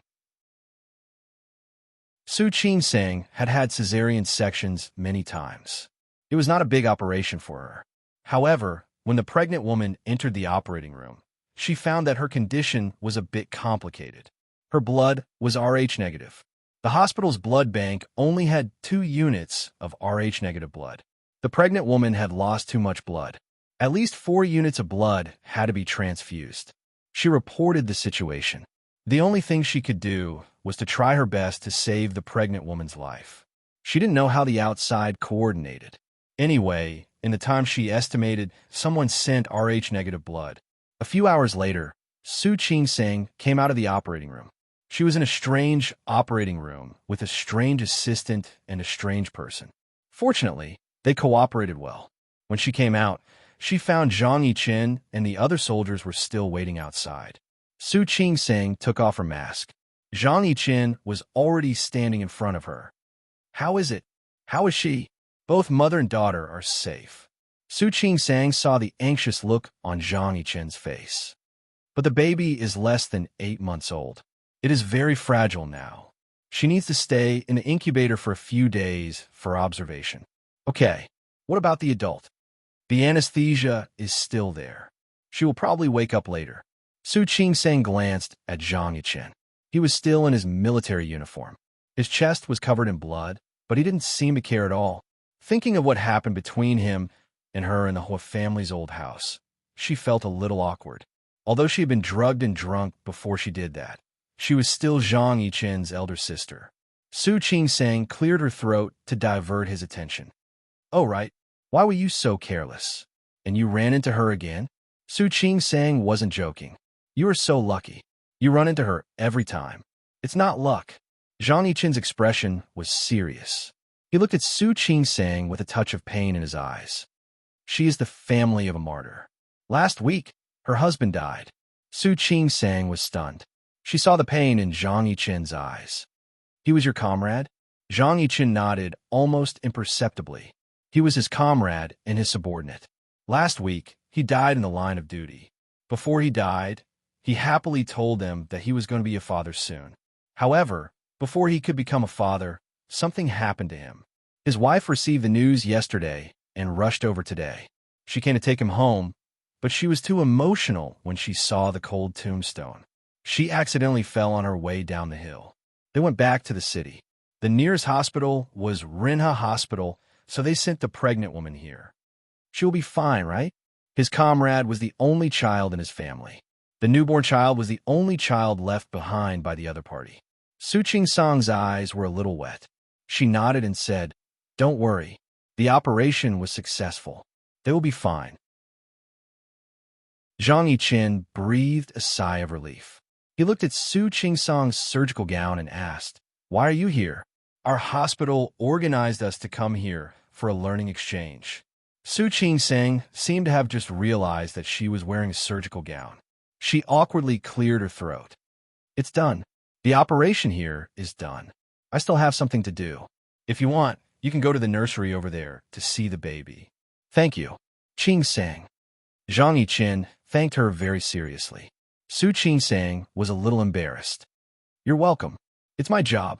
Moreover, he was a family member of a martyr. Su Qing-sang had high respect for people like him. Well, if there's nothing else, I'll leave now. Uncle, please help yourself. She turned to leave, not noticing that Zhang Yiqin's eyes lingered on her back for a few seconds. The way she called him uncle made his heart ache. He looked away and glanced at the soldiers behind him. Let's go and see the baby. Su Qing-sang had performed the operation for a few hours the night before. The next morning, the hospital considerately asked her to rest and didn't arrange any outpatient services. Su Qing-sang had been busy for the past few days. She planned to go shopping this morning and buy 2 sets of clothes. The weather in Sea City had been getting hotter and hotter. She had to go through the hospital gate when she left the hospital dormitory. She was about to open the map to see if there was a department store nearby. A Hummer stopped in front of her. The body of the Hummer was painted camouflage. Su Qing-sang instinctively took a step back and saw the person sitting in the car. Uncle, you're here to see Chun-Yi again? Chun-Yi was the pregnant woman from yesterday. She had woken up early this morning. Her vital signs were normal. Zhang Yiqin had indeed just seen Chun-Yi. He glanced at the bag in Su Qing-sang's hand. You're going out? Where are you going? I'll give you a ride. No need. I'll call a taxi. Su Qing-sang waved her hand. She didn't dare to trouble this uncle. Are you familiar with Sea City? No, I am. Get in the car. That didn't seem right. Uncle, it's really no trouble. You can call me Uncle too. Sea City is my territory. Get in the car and I'll give you a ride. Just treat it as a good host. Su Qing-sang couldn't refuse him anymore. She bowed and got in Zhang Yiqin's car. Well, if that's the case, thank you, Uncle. Chapter 594. Su Qing-sang was still a little uncomfortable when she got into the car. She fastened her seatbelt and looked out the car window. They were all relatives, so she didn't think too much about it. However, because of what happened last time when she was drunk, she always felt a little weird when facing Zhang Yiqin. Zhang Yiqin was driving. He glanced at her out of the corner of his eye, then turned back to focus on driving. Where are you going? Su Qing-sang realized that he was talking to her. To the nearest department store. Su Qing-sang didn't want to trouble him. You could just drop me off at the nearest department store. Department store? Yes. Su Qing-sang cleared her throat. Any department store will do. Zhang Yiqin glanced at her and turned the steering wheel in the front seat. Sea City was a city with a long history. More than 2,000 years ago, ancient buildings could often be seen on both sides of the street. Su Qing-sang hadn't had a good look around since she came here. Looking at the scenery on both sides of the street, she was a little interested. Maybe she could have fun here for a couple of days after the exchange program. You've never been to Sea City before? Zhang Yiqin's voice made her turn her head. She nodded and said, yes. She used to focus on her studies. Plus, her identity was sensitive, so she never thought about traveling or having fun. Are you familiar with this area? Zhang Yiqin seemed to be very familiar with this place. Yes, our unit belongs to the S Province military. Their unit was here. Of course they were familiar with it. Su Qing-sang nodded and glanced at Zhang Yiqin. Maybe because he was going to see Chun-Yi, he wasn't wearing his military uniform. Are you okay? Won't this delay your business? She felt that he was always busy. I'm fine. I'm off today. It was still a cold voice. Su Qing-sang didn't notice that Zhang Yiqin's grip on the steering wheel tightened. Did he want to say that he didn't need to spend time with his girlfriend? But that wasn't the right question for her. He seemed to be 2 years older than Hu Jinyao, and he was still unmarried. Su Qing-sang didn't say anything else and continued to enjoy the scenery. Fortunately, the awkward atmosphere didn't last long. Soon they arrived. This is a very famous street in Sea City. All the big department stores are here. Su Qing-sang glanced at him, thanked him, and got out of the car. Zhang Yiqin couldn't help but call out to her. Call me when you're done. I'll pick you up. I don't think that's necessary. Su Qing-sang quickly waved her hand. I can take a taxi back myself. It's hard to get a taxi here. Write down my phone number. Call me when you're done. Zhang Yiqin said blandly. There's really no need. Su Qingsang wanted to say no, but Zhang Yiqin had no intention of driving away. Feeling a little helpless, Su Qingsang took out her phone to record his number. She decided that she would take a taxi home later. She would never let Zhang Yiqin pick her up. Zhang Yiqin watched as she wrote down his number, then asked her to try it again. Hearing his phone ring, he finally let her go. After Su Qingsang left, he looked at the number displayed on the screen and saved it. He struggled for a long time just to save a name. In the end, he entered her full name, Su Qingsang. He didn't leave right away. Instead, he parked the car in the parking lot. He looked back in the direction of the department store, lost in thought. After a long time, he hit the steering wheel hard. He quickly got out of the car. Zhang Yiqin told her that he didn't want to be with Su Qingsang. He just had something to buy. Yes, he had something to buy too. For example, a gift for his mother. It was almost Hui Yangxiu's birthday. When he entered the department store, Zhang Yiqin wanted to punch himself in the face. What was he doing? Su Qingsang was married. She was Hua Jinyao's wife. It was useless for him to be like this. He shook his head and strode towards the outside. However, as soon as he walked outside, he felt the ground shake. Zhang Yiqin's first thought was that it was an earthquake. Without thinking, he lay down, face down, grabbed the railing, and covered his head and the back of his neck with one hand. The ground was still shaking violently. Suddenly, Zhang Yiqin thought of something. He quickly stood up and ran into the department store. There were already people running outside. Screams could be heard all around. Zhang Yiqin wanted to go through the crowd and continue inside. However, the glass door of the department store was shattered. Zhang Yiqin covered his head and squatted down again. Soon, it wasn't just the glass. The walls of the building began to crack. The gravel, cement, and dust on top of it fell like flying. Some people were hit by stones, and some fell. Screams and howls could be heard all around. When a middle-aged man was about to be hit by a stone, Zhang Yiqin quickly pulled him up. The man thanked him, but his legs were so weak that he couldn't stand up at all.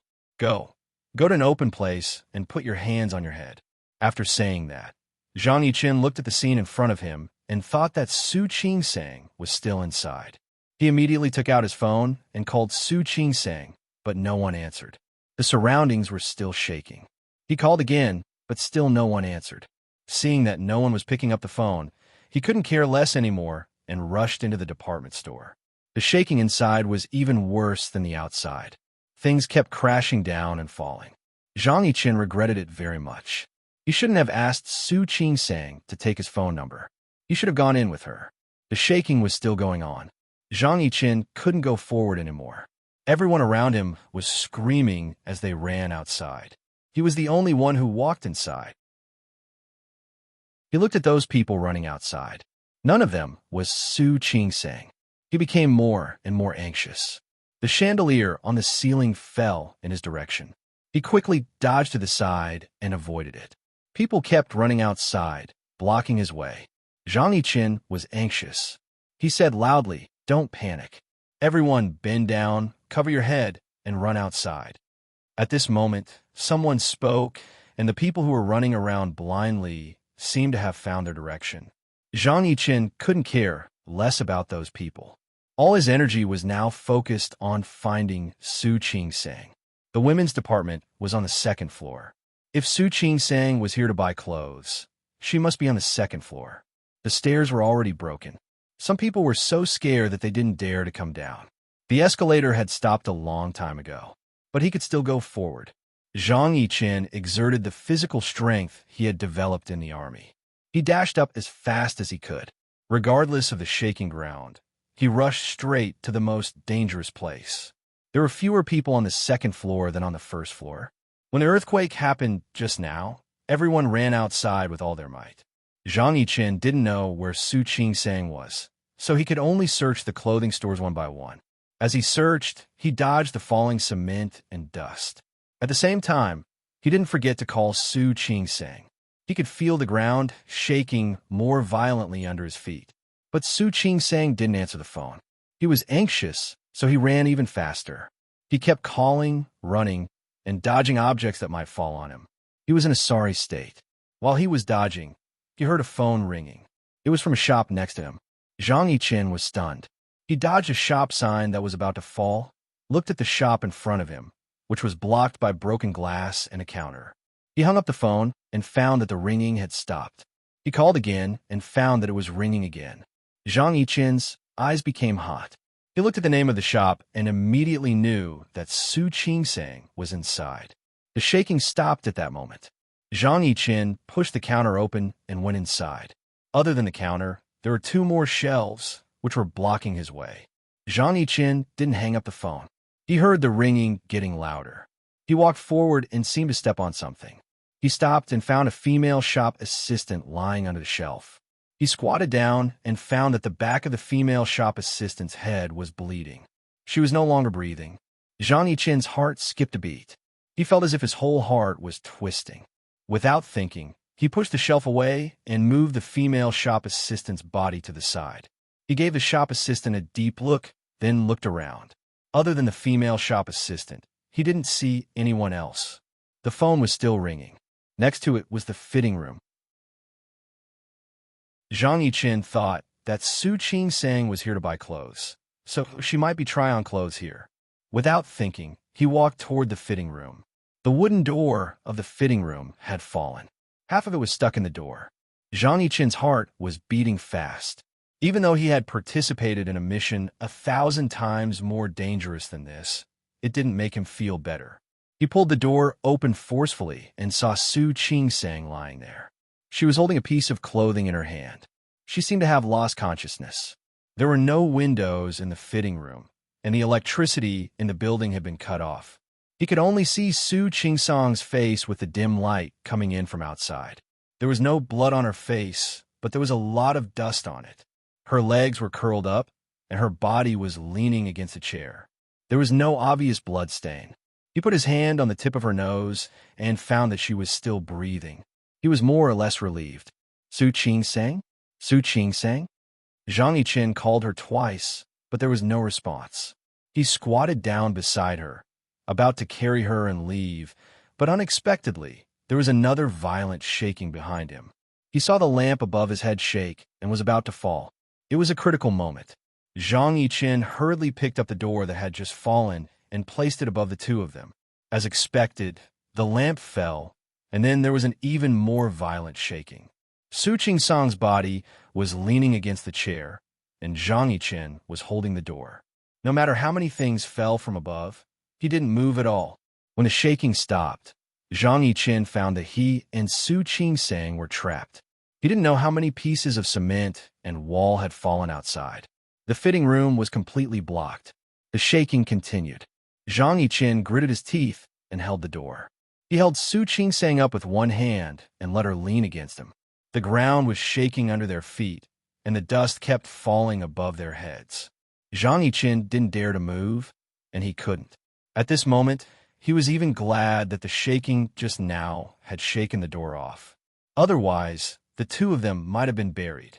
After a long time, the shaking finally stopped. Zhang Yiqin's back was numb. He tried to look around. He pushed the door against one of the cracked walls. In this way, the fitting room formed a very narrow triangle. He took advantage of this gap and squatted down again. Qingsang? Su Qingsang? Still no response. He gritted his teeth and reached out to the back of Su Qingsang's head. Sure enough, he felt a lump there. It was probably hit by something just now. Su Qingsang, wake up. Wake up.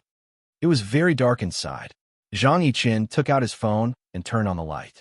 In the dust and stones, he kept calling Su Qingsang's name. After a long time, Su Qingsang finally regained some consciousness. She was very uncomfortable and dizzy. The voice that kept calling her sounded a little familiar. She opened her eyes and saw a dirty face under the dim blue light. Su Qingsang was startled and instinctively stepped back. However, before she could step back, she felt a sharp pain in the back of her head. She snorted and instinctively raised her hand to cover the back of her head. Qingsang, you're awake? Zhang Yiqin breathed a sigh of relief. The familiar voice made Su Qingsang look at the person in front of her again. Uncle, why was he here? And Su Qing-sang almost instantly remembered. This is an earthquake. She had always known. S province was a province with a lot of earthquakes. Every year, there would be earthquakes from time to time. However, she never thought that she would encounter an earthquake in her lifetime. Yes, it's an earthquake. Zhang Yiqin looked at her and didn't miss that he had been touching the back of her head. You seem to have been hit by something. Are you okay? Su Qing-sang's voice was a little hoarse. She rubbed the back of her head and felt that it was very painful. She also remembered that she had thought of buying a few clothes casually. After shopping for a while, she directly chose this shop. She liked the clothes and was about to try them on, but she didn't expect that something like this would happen before she could change. She shook her head. It was a little painful, but fortunately, she didn't feel nauseous. There shouldn't be any internal injuries. She tried to stand up and realized what was in front of her. There was a chair behind her. Her bag was still on the chair. In front of her was Zhang Yiqin. There was a door panel behind Zhang Yiqin. The door panel was stuck between the stone and the wall, forming a triangle. The space was very small, and Zhang Yiqin blocked most of it. She was almost sitting against him. If she wanted to stand up, she would definitely bump into Zhang Yiqin. Su Qing-sang didn't know how to react for a moment. She tried to move her limbs.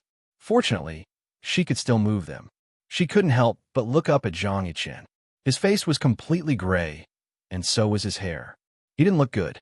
One of his arms was supporting the side of the door panel so that it wouldn't fall. He was still holding a phone in his other hand. The light from a phone didn't make the space completely dark. Why are you here? I came to find you. Zhang Yiqin's voice was a little cold. Su Qing-sang wasn't stupid.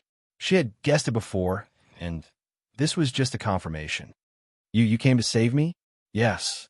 Zhang Yiqin didn't deny it. Su Qing-sang looked at him. Her first reaction was that he came to save her because she was Hua Jinyao's wife.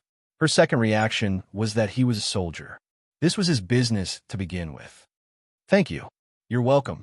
After a very polite conversation, Su Qing-sang didn't know what else to say. She suddenly remembered that she had brought her bag with her to try on clothes. Where was her bag? She had put it on the chair, but now the chair was empty. It must have moved during the earthquake. With the light above her head, she soon saw it. Her bag was buried in the pile of stones next to the chair. Su Qing-sang took out her phone. She was glad that she had a good habit of charging her phone every day before going out. The battery was full. She swiped the screen and saw more than a dozen missed calls, all from Zhang Yiqin. Did you call me? Yes. Zhang Yiqin nodded. Only now did he have time to think about calling the police for help. However, he was afraid that no one would come now. The earthquake had just happened, so the police must have been ringing off the hook. It would take some time for the higher-ups to make arrangements. He just hoped that it would be faster. He wanted to tell Su Qing-sang that it was useless to call the police now, but he didn't expect that she would call Hua Jinyao. Zhang Yiqin forced himself to avert his eyes. However, the space was so small that he couldn't stop looking at her even if he wanted to. Before Su Qing-sang could pull out Hua Jinyao's phone, the earthquake started again. Her hand shook, and she could barely hold her phone. She was scared and couldn't help but look up. There was the sound of things being smashed above the door. She could even feel that the space they were in was shaking more and more violently. She couldn't help but want to grab something to stand up. Don't move. Zhang Yiqin was afraid that the door would fall down, so he kept holding it with one hand and his back. He looked at Su Qing-sang and said in a very soft voice, "Lean on me, quick. Don't move." Su Qing-sang didn't dare to move, but she didn't approach Zhang Yiqin. Instead, she leaned her body tightly against the chair. She held the phone in her hand tightly. Zhang Yiqin's phone rang. He glanced at Su Qing-sang and picked it up. The call was from the army, saying that there was an earthquake and asking him to come back as soon as possible. They needed to join the rescue. "Sorry, I can't come now." Zhang Yiqin's voice was very soft. He glanced at Su Qing-sang from the corner of his eyes and then looked away. "I'm trapped here in Chunwei department store. I can't get out for the time being." "What?" The voice on the other end of the line sounded like he couldn't believe it. After asking for Zhang Yiqin's location, the other side said that they would send people to rescue him. Zhang Yiqin told him the address and the situation in front of him. After hanging up, he looked at Su Qingsang. Don't worry. Wait for them to come. When they come, we'll be safe. Su Qingsang nodded. At this time, she could only calm down. The aftershocks were still going on. Su Qingsang endured the pain of the shaking and called Hua Jinyao. No one answered the phone. Su Qingsang thought about the time. He should be in a morning meeting. She called again, but before she could pick up, a new round of shaking began. The sound of the phone began to become unstable. Su Qingsang heard Hua Jinyao's voice coming from the other end of the line. Qingsang, Jinyao, As soon as he said the word I, the phone was cut off. Su Qingsang looked at the phone screen with a conflicted expression. She couldn't believe that the signal was cut off at this time. The ground was still shaking. Su Qingsang even had a feeling that she would fall immediately. She couldn't help but look up at Zhang Yiqian. It's normal for the phone to have no signal during an earthquake. Wait a minute. Maybe it will recover later. Later? Su Qingsang didn't dare to think about it. She looked at the narrow environment in front of her and the light from Zhang Yiqian's phone. Can we get out now? The shaking came from time to time. Not every shaking was very violent, but it made people feel even more uncomfortable. Zhang Yiqian didn't answer her question. He tried to move his back. From time to time, the sound of things falling on the door could be heard. Those sounds could only make people feel more and more uneasy. He glanced at Su Qingsang and said, I'm afraid we can't get out for the time being. Now we can only wait for the earthquake to stop or for someone to come and save us. He didn't know how many pieces of wall and cement were pressed against the outside. He could only see that the door had been blocked. He didn't know what the situation outside was either. He could only guess. But what he knew was that they wouldn't be able to get out of here for a while. Su Qingsang looked at him, holding the door. Are you tired? Why don't I do it? Zhang Yiqian glanced at her and didn't say anything. The shaking seemed to have stopped for a moment. Su Qingsang tried to move her feet, but the space in front of her was too narrow. She couldn't stand up at all. She clenched her phone, looked at the entrance of the fitting room, and said, Why don't we try and see if we can get out of here? As soon as she finished speaking, the shaking became even stronger. Su Qingsang couldn't help but turn pale. Stay there, lean against that chair. Don't move, Zhang Yiqian said in a low voice. Zhang Yiqian said in a low voice. Su Qingsang didn't dare to move. She leaned against the chair tightly, using this action to calm her heart. They didn't even have to wait for her to get out. They might not even be able to make it through the current situation. Even if they did get out, if another earthquake like this happened, they might be crushed to death as soon as they got out. She had seen many deaths, but she never thought that one day she would be in a situation like this. The huge wave of shaking finally stopped. It was so quiet that Su Qingsang could hear her own heartbeat. She didn't have time to feel lucky that she survived this time. From the corner of her eye, she saw that Zhang Yiqian didn't look too well. Uncle, are you okay? She looked at Zhang Yiqian from head to toe and saw that his arm was bleeding. When the shaking was the strongest, Zhang Yiqian only wanted to protect Su Qingsang from being hit. He held the door and bore most of the weight, along with the falling pieces of cement. However, he didn't expect that a piece of cement would hit his arm when it was shaking. Its sharp side had cut a wound on his arm. It was bleeding. Chapter 595. Are you hurt? Su Qingsang looked at his arm and quickly realized that. It's nothing. While speaking, Zhang Yiqian tried to move his back. Something kept falling from the top of the door. It didn't shake anymore. He put the door back in place and held it tight. After doing this, he relaxed and sat on the ground. He was tall and small. Sitting like this, he was closer to Su Qingsang. Su Qingsang didn't have the time to care about the distance between them. She looked at his bleeding wound. Let me bandage it for you. No, it's nothing. I still need to bandage it. What if it gets infected? As Su Qingsang spoke, she rummaged through her bag again. There was a tissue in it. She found it and wiped the blood off Zhang Yiqian's hand. She saw the wound clearly. It was a bit deep and seemed to be serious. He said he was fine. Su Qingsang couldn't help but look at him again, then leaned forward a little. Don't say no. It's a small wound, but you have to be careful at a time like this. She was a doctor, so it was easy for her to do this. There were no other tools in the room. She first used a tissue to clean his wound. Looking at the piece of red flesh that had been turned over, she felt the pain. There was no gauze here, but the shirt she had just brought in seemed to be made of cotton. It was dirty now. She thought for a while, then tore the bottom of the shirt into pieces, wrapped the wound with a tissue, and tied it with a piece of cloth. "I'm sorry. We don't have much space here, so we can only do this. When you get out of here, we can bandage it again." She spoke as she tied up his wound. The two of them were very close.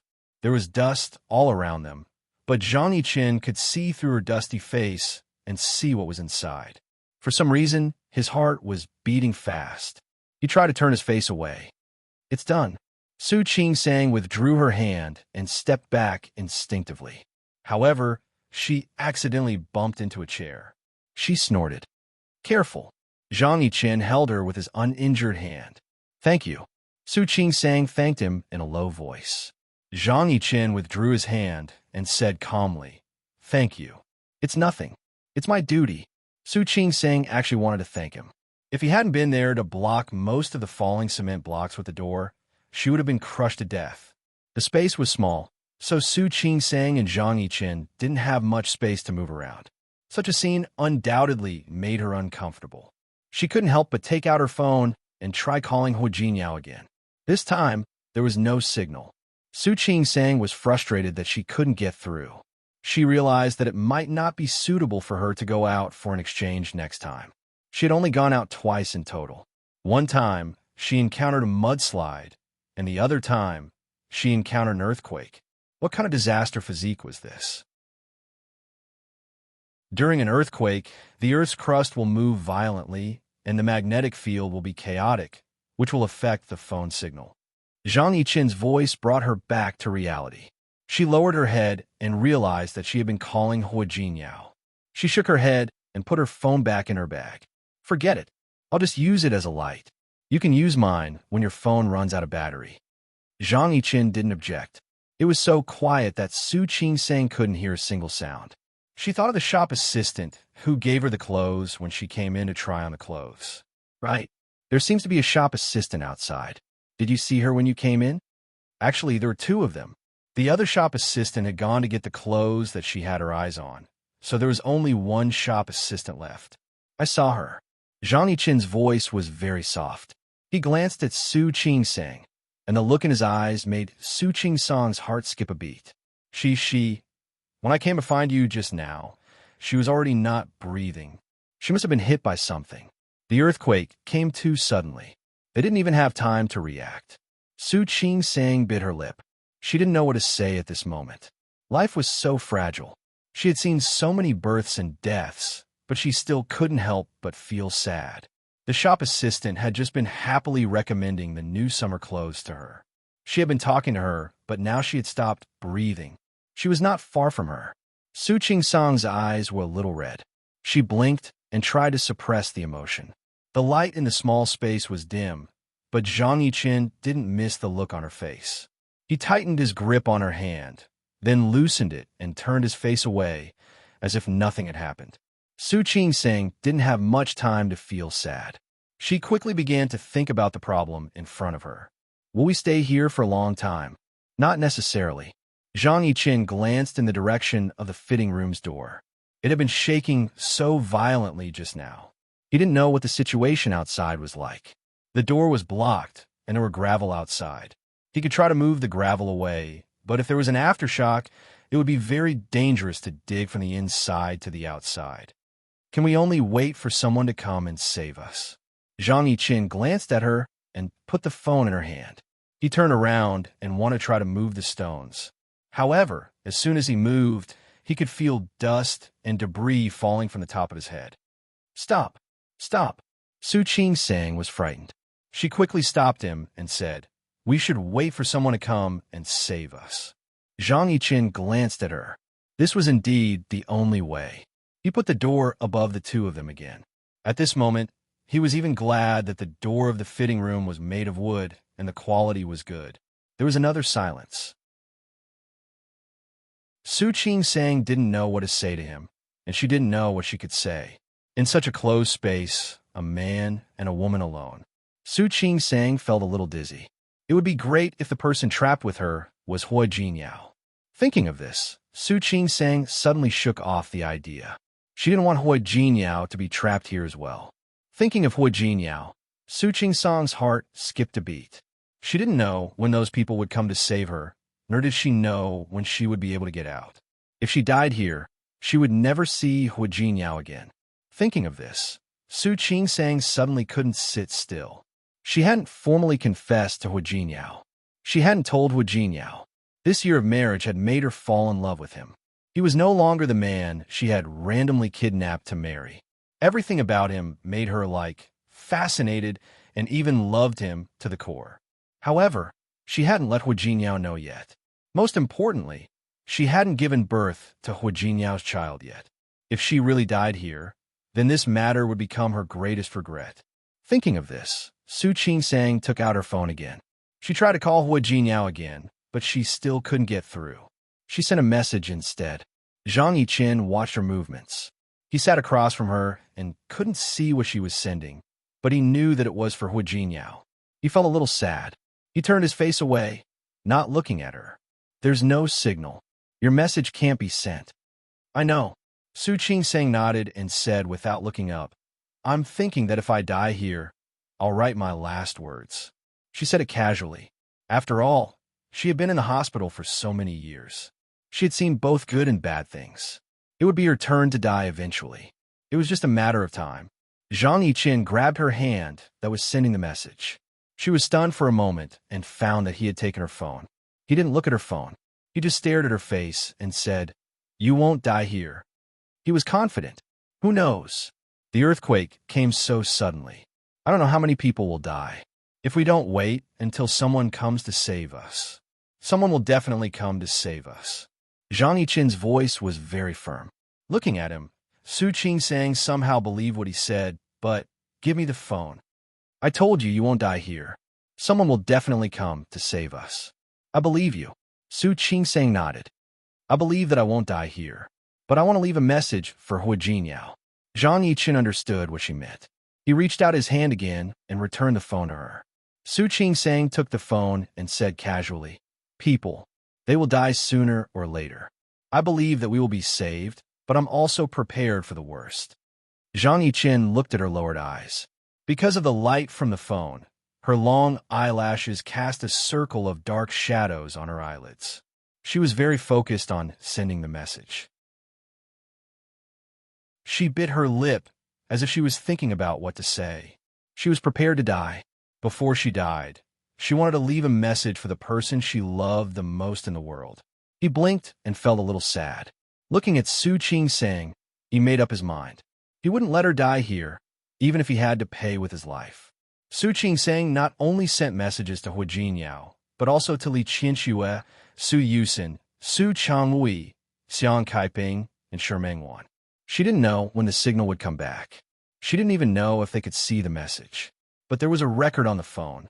If she really died, she hoped that they would see it. She sent the message to everyone she cared about.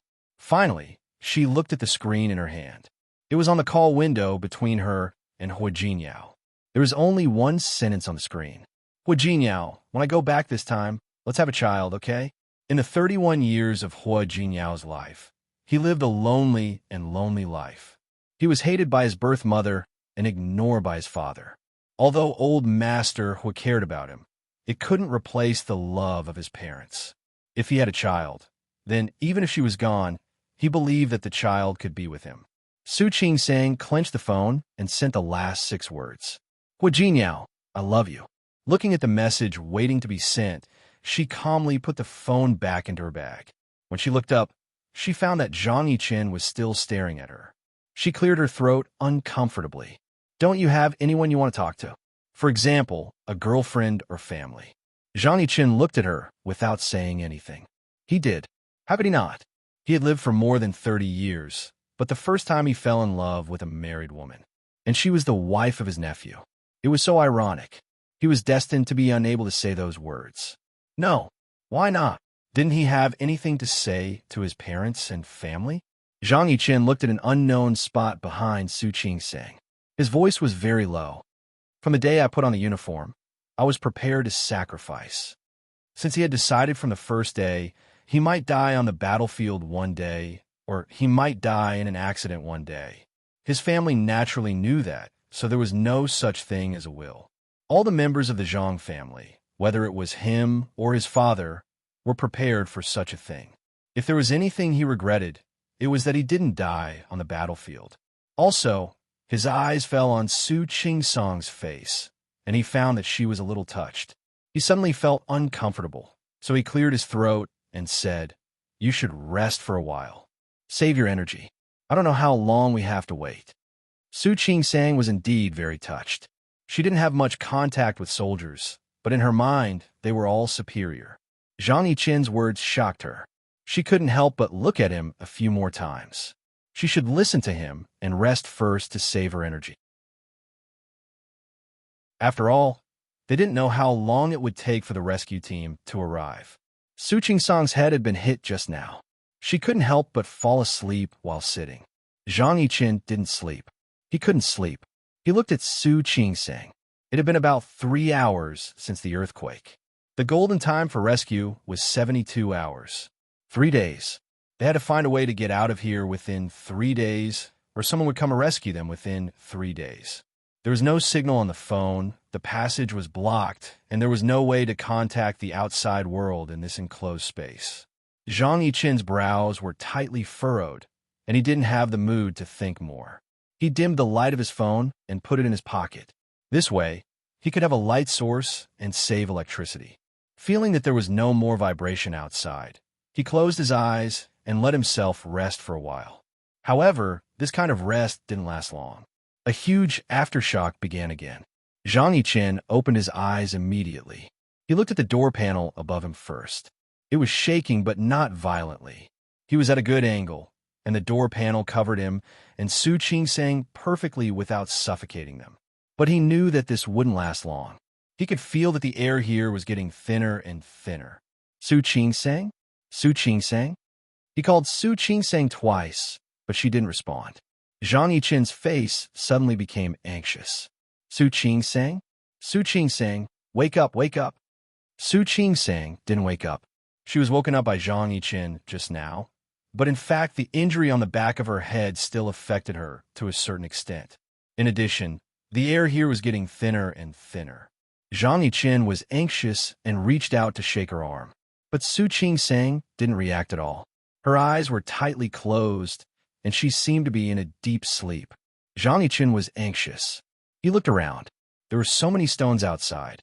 Could they really hold on for 3 days? Su Qingsang. Time passed bit by bit, but Su Qingsang showed no signs of waking up. Zhang Yichen called out a few times, but there was no response. He knew that in the face of such a disaster, the higher-ups would definitely organize a rescue as soon as possible. But now that the aftershocks were continuous, even if they wanted to come and rescue, it would take time. Moreover, how could he let them avoid these aftershocks first? Su Qingsang. He called out again, but Su Qingsang still didn't respond. He raised his hand and looked at the time. It had already been 12 hours since the earthquake. In other words, it was already night, and Su Qingsang hadn't woken up yet. Zhang Yichen tried a few more times to touch Su Qingsang's forehead and found that her forehead was very hot. She actually had a fever at such a time? Su Qingsang? Su Qingsang? Zhang Yichen called out her name, but Su Qingsang didn't respond at all. The surroundings were still shaking. Zhang Yichen had no choice but to help her up and make her sit more comfortably against the chair. He turned around and looked at the exit just now. It was now full of boulders, cement blocks, and wall blocks. He tried to push a stone outside, but just like before, stones immediately began to fall from above. It didn't work at all. If he really did that, he would probably be smashed to death before he could get out. After locking the door again, Zhang Yichen sat back in his original position. His gaze fell on Su Qingsang's face. Her forehead was burning hot, and she was unconscious. Zhang Yichen patted her shoulder, but Su Qingsang still didn't wake up.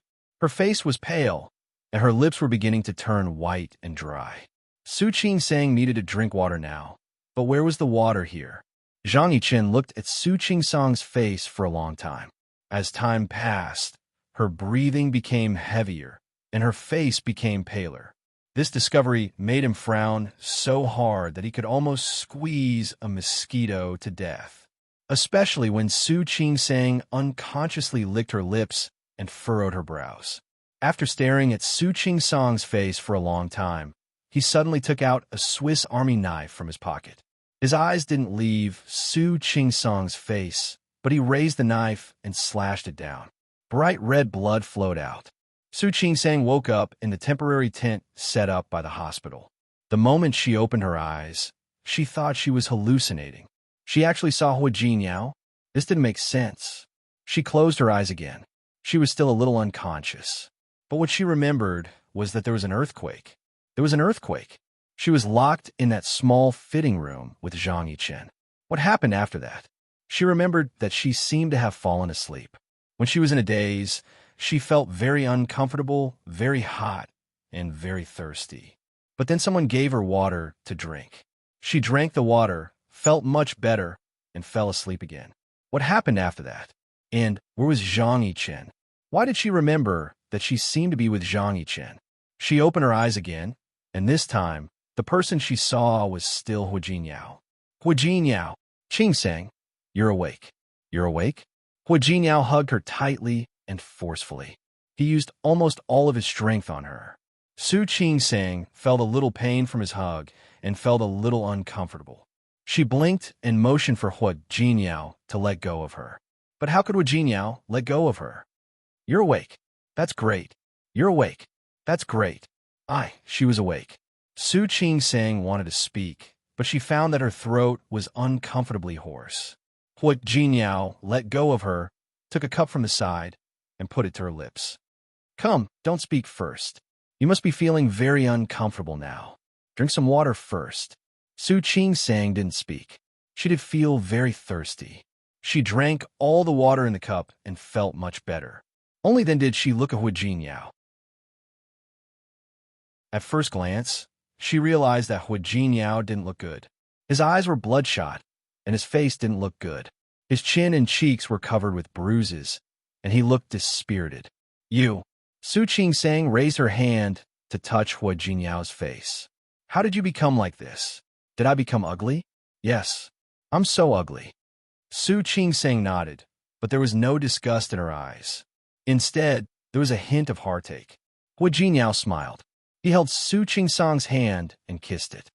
Yes, I'm so ugly now. Do you dislike me? No. Su Qingsang shook her head. You're the most handsome in my heart. Really? Of course it's true. Su Qingsang nodded, but found that this movement made her a little dizzy. Don't talk. Have a good rest first. Hua Jinyao supported her and let her continue to lie down. Su Qingsang was about to lie down, but she didn't forget to ask him, by the way, why are you here? How long has it been? How's it outside? And don't talk. Rest. I'll tell you what you want to know slowly. Su Qingsang was silent. She looked around and realized that she was the only one in the tent. I received your call that day, but you hung up. At first, Hua Jinyao thought that Su Qingsang had accidentally pressed the wrong button. However, he had a feeling of unease before. He immediately called Su Qingsang back. However, Su Qingsang didn't pick up the phone. Not only did she not pick up the phone, but she also couldn't get through to him. He became more and more worried. Before he could continue calling back, Yang Wenchong brought him a piece of bad news that shocked him. There was an earthquake in Sea City. He was completely dumbfounded. He originally thought that something might have happened to Su Qingsang, but he didn't expect it to be an earthquake. He couldn't care less about anything else. He kept trying to contact her, but it was useless. Hua Jinyao knew that there was an earthquake here, so how could he sit still? He wanted to rush to Sea City, but no one was allowed to come. Other than the rescue, there were also volunteers. If anyone else came, they would only cause trouble. Hua Jinyao wasn't here to cause trouble. He was here to find someone. He immediately donated a large sum of supplies to the disaster area. Then, he used this sum of supplies to come to Sea City. After he arrived, he began to ask the relevant rescue personnel to look for Su Qingsang. The hospital where Su Qingsang was the largest hospital in Sea City. It should be easy to find her. It wasn't easy for him to contact the hospital in Sun Huiya. However, she told him that Su Qingsang had left early in the morning and she didn't know where she was now. When the earthquake happened, the doctor who came with Sun Huiya was in the clinic. Her clinic was on the first floor, so when the earthquake happened, she immediately ran out.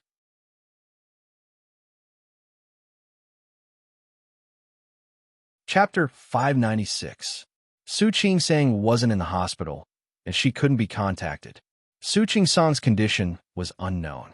Every piece of news stimulated Hu Jinyao's nerves, especially when he found out that Su Qingsang had gone out to buy clothes. He really wanted to slap himself. When Su Qingsang wanted to pack her luggage, he should have asked her to bring more clothes and buy things in Sea City. It was all right now. She was the only one in trouble. Sea City was so big, and there were so many department stores. Hu Jinyao had no idea which department store he should go to find Su Qingsang. At this moment, he thought of Zhang Yiqin. He knew that Zhang Yiqin's unit was here. It would be much easier for him to find Zhang Yiqin than to find Zhang Yiqin himself. However, when he contacted Zhang Yiqin's unit, he found out that Zhang Yiqin was not in the unit. Not only was he not in the unit, but he seemed to have experienced an earthquake as well. Hu Jinyao had a bad feeling. That kind of premonition came from the fact that both Zhang Yiqin and Su Qingsang had encountered an earthquake at the same time. They lost contact with Su Qingsang for 2 days and 2 nights. From the moment Hu Jinyao received the news to the moment he lost contact with Su Qingsang for 2 days, Hu Jinyao felt as if his heart was being grasped by someone. He couldn't calm down at all. Whenever he thought that something might happen to Su Qingsang, he couldn't stay calm. He had no choice but to look for his great-aunt, Hui Yangxiu.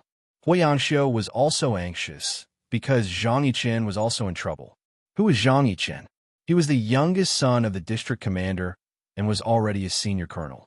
The last thing Hui Yangxiu heard was that Zhang Yiqin was trapped in Chunwei department store. There were 3 Chunwei department stores in Sea City. She wondered which one Zhang Yiqin would end up in. There was no signal on the phone. When the signal was restored, they began to locate Zhang Yiqin. Hu Jinyao's heart skipped a beat when he found out that Zhang Yiqin was in the department store. He trusted Zhang Yiqin and Su Qingsang. He believed that it was impossible for the two of them to have any interaction. That was until he got the exact news that Zhang Yiqin was buried in a department store. He rushed over immediately. He didn't know why he had to go there. He believed that Zhang Yiqin couldn't be with Su Qingsang. However, when he finally found Zhang Yiqin, Hu Jinyao felt lucky. She was glad that Zhang Yiqin was with Su Qingsang at that time. For the rest of his life, he would never forget what he had seen, that scene, and Jinyao. Su Qingsang glanced at Hu Jinyao, wondering why he was daydreaming again. Hu Jinyao stopped thinking and looked into Su Qingsang's eyes. The corners of his mouth twitched. What happened? Now that Su Qingsang had woken up, she naturally remembered something. I remember that I was with Uncle. How is he? Su Qingsang was very grateful to Zhang Yiqin. If he hadn't arrived in time and shielded her with the door, she would have been crushed to death. It was a fact that Zhang Yiqin had saved her life. He's fine. Hu Jinyao looked at Su Qingsang's face and asked the question. Why are you with Uncle? Su Qingsang had just woken up when she was hit on the back of her head. At that time, she thought she was fine, but in fact she was. She wasn't in good spirits at the moment, so she didn't notice the slight jealousy in Hu Jinyao's words. I was going to buy some clothes. Uncle happened to come to the hospital to see a pregnant woman. He said that he was familiar with Sea City, so he gave me a ride. Hu Jinyao didn't say anything. He just held Su Qingsang's hand and said, Uncle came to the hospital to see a pregnant woman? Su Qingsang nodded. Thinking of Chun, she suddenly sat up again. How are Director's son and the others? Are they okay? And Chun-yi, and all right. Don't worry about others for now. Hu Jinyao held her hand and pressed her back. You're very weak now. What you need to do is to rest well. Are they all okay? All? Director's son, Ling Fei, Dr. Chun, and Dr. Li are all okay? They're all okay. Hu Jinyao nodded. When the earthquake came, Dr. Sun and the others happened to be in the clinic on the first floor. They ran outside as soon as the earthquake happened. So they're all right. That's good. Su Qing-sang breathed a sigh of relief. It was good that director's son and the others were all right. Where are they now? There were a lot of casualties. They're all going to help now. Hua Jinyao looked at Su Qing-sang and suddenly gently hugged her body in his arms. Qing-sang, no matter where there's such an exchange in the future, don't go. Okay. He didn't say anything else, but Su Qing-sang could understand what he meant. She had only gone out twice in total. One was a mudslide, and the other was an earthquake. Her luck couldn't be any better. How can there be a next time? Su Qing-sang had the same thought, but she really didn't think that her luck would always be so good. These are all coincidences. The probability is low. I don't care. Anyway, you're not allowed to go next time. Okay, next time, I won't go anywhere other than to study. Okay, you can't study either. Hua Jinyao couldn't describe his feelings when he found out that there was an earthquake in the place where Su Qing-sang was. He never wanted to experience that kind of feeling again in his life. Su Qing-sang looked at him, and the corners of her lips curled up slightly. There seemed to be a hint of helplessness. She was still a little listless. Hua Jinyao got up and took a bowl of porridge from the side. There's only this now. Simple porridge. Boil it with boiling water. Make do with it. There were still aftershocks from time to time, and there were still many disaster victims who hadn't been settled down. These were brought over by Hua Jinyao. The porridge could be drunk with boiling water, but the taste couldn't be compared to the porridge at home. Why would I care about these things now? It's good enough that I have something to eat. She was indeed hungry. She watched as Hua Jinyao brought the porridge over. By the way, how many days has it been since the earthquake? Today is the 3rd day. The 4th day? Su Qing-sang blinked. Then, how many days was I trapped in there? Why don't I remember? 2 days. Hua Jinyao really felt a lingering fear when he said this. You were trapped for 2 days. After you were rescued and confirmed that your life was not in danger, you were placed here. After you were rescued, you slept for an entire day. Su Qing-sang nodded. She wanted to ask more, but Hua Jinyao had already started feeding her porridge. She could only eat first. The porridge didn't taste good, but at this time, under such conditions, Su Qing-sang couldn't be picky. After finishing a bowl of porridge, Hua Jinyao put the bowl aside. Is there anything else you want to eat? I'll ask Yang Wenchong to try his best to send it over. The first batch of supplies were instant noodles, bread, biscuits, and so on. It would take some time for a hot meal to be eaten. It's okay. I understand. Su Qing-sang waved her hand. She listened for a while. From time to time, she could hear the sound of sirens and people coming and going outside. Where are we now? The empty space outside the hospital. They're all temporary tents. How's the hospital? Can't they be used? Of course not. The aftershocks are still there. It's too dangerous to stay inside. Su Qing-sang pursed her lips. Are the casualties very high? Yes. Hua Jinyao nodded. The statistics showed that there were already hundreds of people. There were still those who were missing or not found. Su Qing-sang was in a bad mood, and Hua Jinyao didn't know what to say. In the face of such a disaster, human strength was too small. Hua Jinyao, I feel terrible. For those who left, those who were missing, and those who were injured. I know. Hua Jinyao wasn't in a good mood either. He was born into a good family, other than the kidnapping when he was young, which caused him to suffer all kinds of torture. It was also the first time he had seen such a tragic situation. I've already asked someone to send another batch of supplies over. However, we can't help with the rescue for the time being. They're more professional than us. Don't think too much. Rest well. Your body is still very weak. Su Qing-sang looked at him and nodded heavily. The wind and rain were raging outside, but inside the small tent, it formed a small world of its own. Su Qing-sang leaned her face against Hua Jinyao's chest. Her eyes were a little moist. She had survived. She had survived when she thought she was going to die. However, there were some people who weren't as lucky as she was. Hua Jinyao. Yes, I sent you a message. Did you see it? No. But I found your phone. It's over there, but it's out of battery. What message did you send? Hua Jinyao. Let's go back and have a child. Hua Jinyao was stunned for a moment. He lowered his head to look at Su Qing-sang, and she happened to look up at him. Her eyes were glistening with tears. There seemed to be a lot to say. Didn't you say we'll talk about it later? But I don't want to be late. Su Qing sang bit her lip. I almost died this time. When I was about to die, I was thinking that I hadn't given you a child yet. She wrapped her arms around his waist and rubbed her little face against his chest. At that time, I really regretted it, and I really regretted it. If I had a child, then if I was gone, that... She couldn't finish her sentence because Hu Jinyao covered her lips. That day won't come. Looking into Su Qingsang's eyes, he leaned over and kissed her on the eyelid. Qing sang, that day won't come. I won't let you leave me. But no buts. Hu Jinyao's voice was firm. You are you, and the child is the child.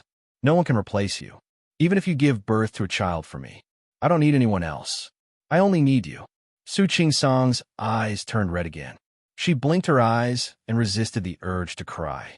After being married to Hu Jinyao for a year, these were the most touching words she had ever heard from him. But I want a child that belongs to me and you. We'll have children. Hu Jinyao pressed his forehead against hers. Don't think too much. When your body recovers, when we return to Rong City, we'll have as many as you want. We'll have as many as you want. Okay. He didn't object.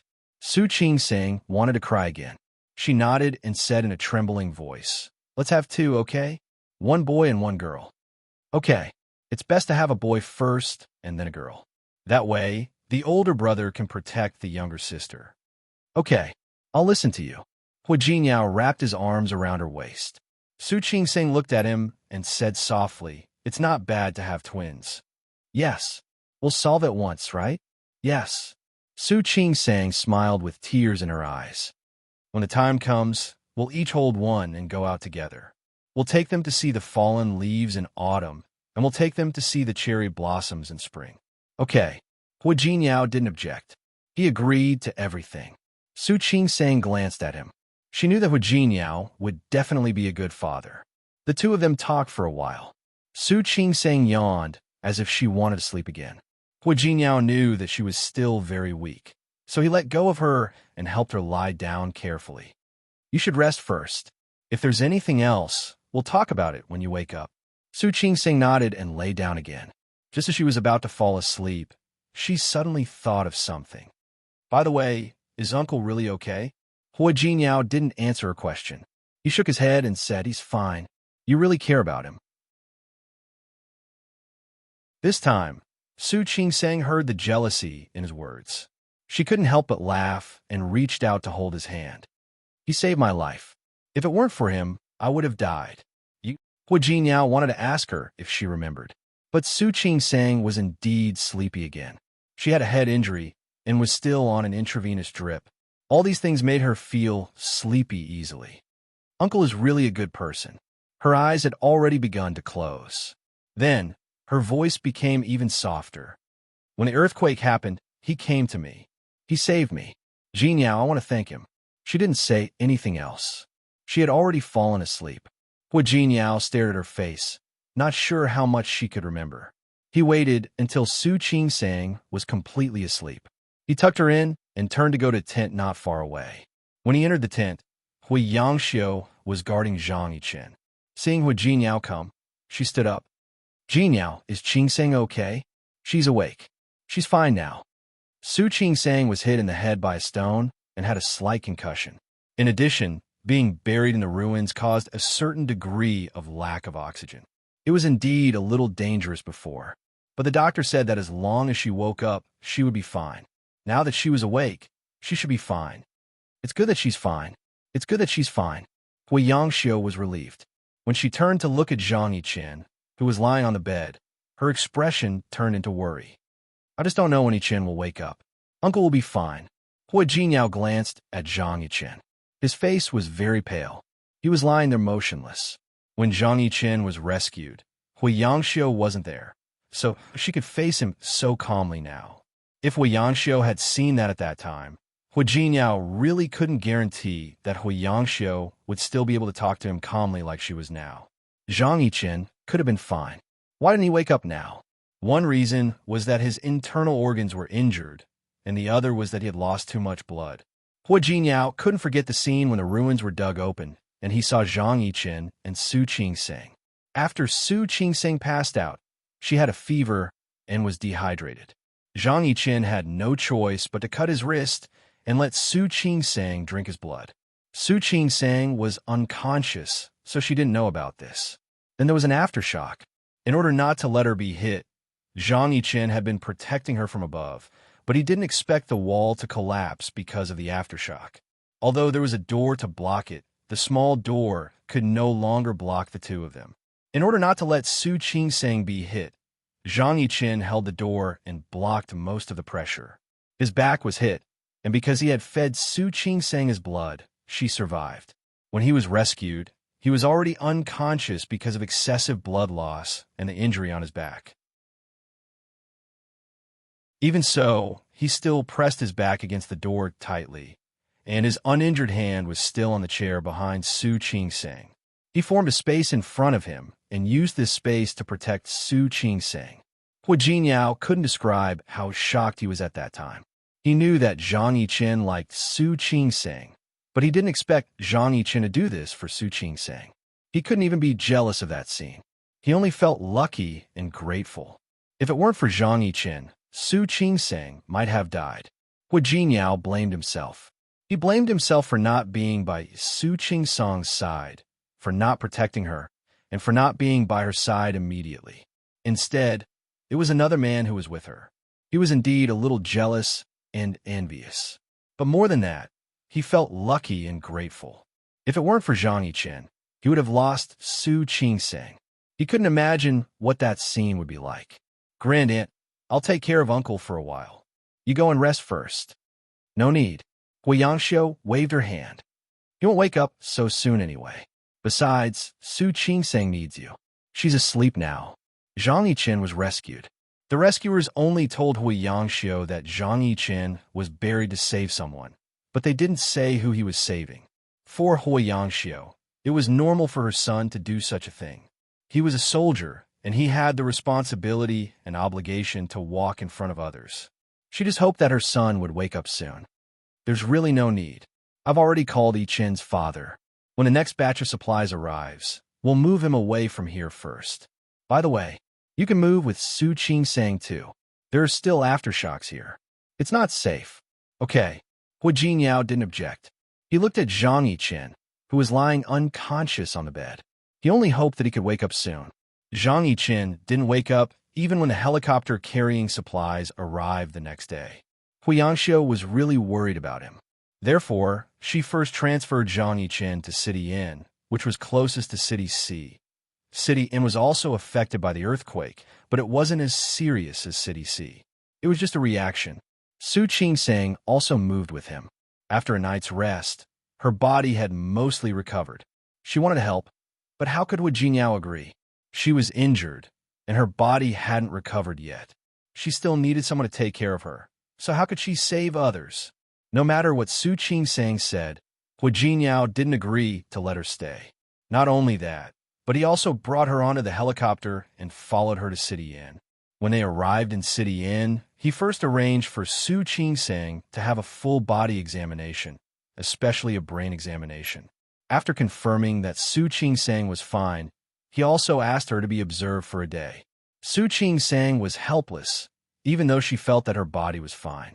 However, Hua Jinyao was too nervous, so she had to stay in hospital. City North was very close to City C, but it wasn't the closest, so there weren't many injured people here. There were more people in the hospital than usual, but because of Hua Yangxiu, they were now in the military hospital, so it couldn't be as crowded as in other hospitals. Su Qingsing was much more energetic today. However, Hua Jinyao insisted that she stay in bed to rest. She felt that she had slept too much, but Hua Jinyao didn't think so. He always felt that only in bed could be considered rest. This made Su Qingsing feel very helpless. After lunch, Su Qingsing was going to take a nap. However, after she closed her eyes, she couldn't fall asleep. Just as she was about to ask Hua Jinyao if he wanted to rest for a while, she heard the sound of him going outside. Zhang Yiqin woke up. Hua Jinyao heard the news when he delivered Su Qingsing's food. His ward was next to Su Qing's, which was also arranged by Hui Yangxiu. When Hui Jinyao went over, Zhang Yiqin had just finished a bowl of porridge. His hand was still wrapped in gauze. His face was a little pale, but much better than yesterday. Hui Yangxiu greeted him when she saw him. "Uncle." Hui Jinyao looked at Zhang Yiqin with a complicated expression. When Zhang Yiqin saw him, his lips moved, but when he saw Hui Yangxiu next to him, he didn't say what he wanted to ask. "Mom, I want to eat grapes. Go and buy some." "Okay." Hui Yangxiu hurried over because of Zhang Yiqin's accident. Her eldest son and daughter both had tasks, so they couldn't come over immediately. As for Zhang Xinghua, he could only come at night. So, he was the only one here to take care of Zhang Yiqin. Hearing that her son wanted to eat grapes, she immediately picked up her bag and walked out. "Then, Jinyao, the grandaunt, you can go. I'll stay here and keep Uncle company. Sorry to trouble you." Su Qisang was in the ward next door. She was fine. Hui Yangxiu knew that, so she wasn't too worried. She thanked Hui Jinyao and left. After she left, the ward fell silent. Zhang Yiqin looked at Hui Jinyao, wanting to ask how Su Qisang was. "I know what you want to ask. She's fine." Zhang Yiqin's clenched fists loosened a little. Hui Jinyao saw that, but he couldn't tell how he felt. "You should have known that she would be fine when you saved her." Seeing that Zhang Yiqin didn't say anything, Hui Jinyao added, "Thank you, Uncle." Zhang Yiqin glanced at him. He looked very calm, but only he knew how many undercurrents were hidden under that calmness. "You're welcome. I know. It's too easy to thank you now." Hui Jinyao's voice was a little low. He looked at the gauze on Zhang Yiqin's arm. The white gauze looked a little harsh against his wheat-colored skin. "But I still want to thank you, because I'm her husband, and you saved my wife. I thank you."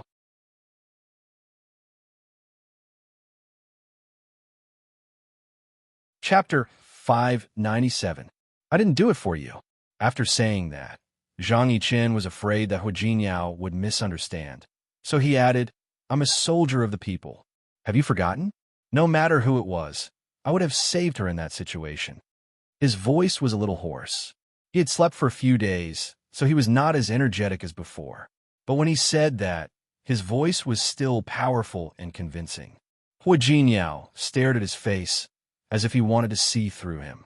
No matter how hard he stared at Zhang Yiqin, his expression didn't change. "Yes, you would have saved her no matter who it was. But you couldn't have cut your own flesh and fed your blood to anyone, could you?" Hui Jinyao's words made Zhang Yiqin look at him. He frowned, as if he was about to say something. Hui Jinyao smiled helplessly. "You don't have to deny it in front of me. I won't misunderstand anything. I won't doubt my wife because of that. I just want to thank you from the bottom of my heart." "Thank you, Uncle. If it weren't for you, Qisang might have. No matter what, you saved her. I don't care if you did it because of your duty as a soldier or because of your love for Qisang. Either way, I'll thank you anyway." Hui Jinyao looked at him seriously and said word by word, "Uncle, I owe you my life." Zhang Yiqin was silent. He suddenly turned his face away and looked at the sky outside the window. The sky was gloomy, as if it was going to rain. "You don't owe me anything, and neither does she. I did it willingly. It's what I should do." He couldn't think too much about the situation at that time. The only thought in his mind was that he couldn't let Qisang die. And what he said was true. Even if that person hadn't been Qisang, he wouldn't have stood by and done nothing. "You said that you don't owe me anything, but I can't pretend that I don't." Hui Jinyao looked very serious. He nodded to Zhang Yiqin. "Thank you, Uncle." He looked at Zhang Yiqin with gratitude in his eyes, which were as deep as the sea of stars. Zhang Yiqin turned his eyes back to Hui Jinyao, his brows knitted tightly together. "Do you think I'm the kind of person who would extort favors from others?" Hui Jinyao shook his head. "I didn't mean that, but I will never let go of Su Qisang, no matter what the reason is. No matter who she would meet again. She will always be my wife."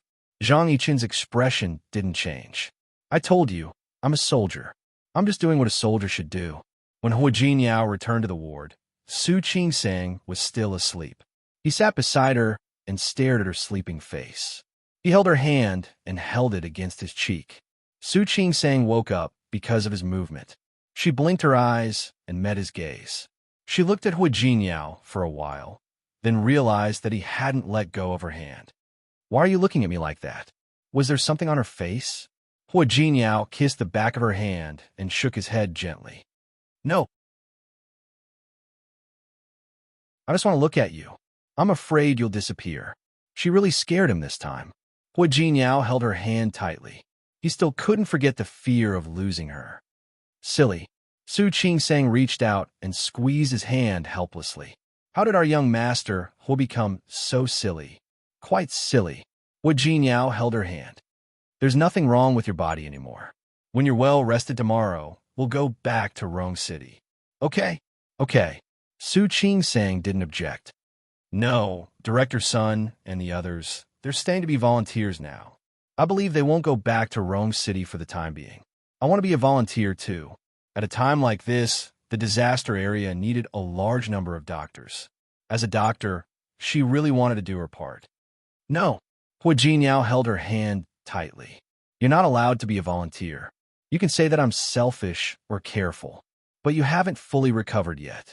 I don't trust you to be a volunteer. But no buts. Hu Jinyao was very persistent. Qingsang, I understand your feelings, and I know your determination to do good. But this isn't the mudslide last time. This is an earthquake. There could be aftershocks inside at any time. I can't bear the slightest possibility of losing you. Even if it was only a little bit, it wouldn't do. Su Qingsang felt his hot hand and understood his concerns. But Director Sun and the others are all helping now. It's really not good for me to go back to Rome City alone. More importantly, I also want to do my part for the disaster area. Jinyao, just promise me, okay? I promise. I'll ensure my own safety, and I'll be very careful. I won't let myself be in danger. Can I? No. Jinyao, unless you promise me one thing. What? I'll go too. Hu Jinyao. Was he crazy? Su Qingsang didn't know what to say.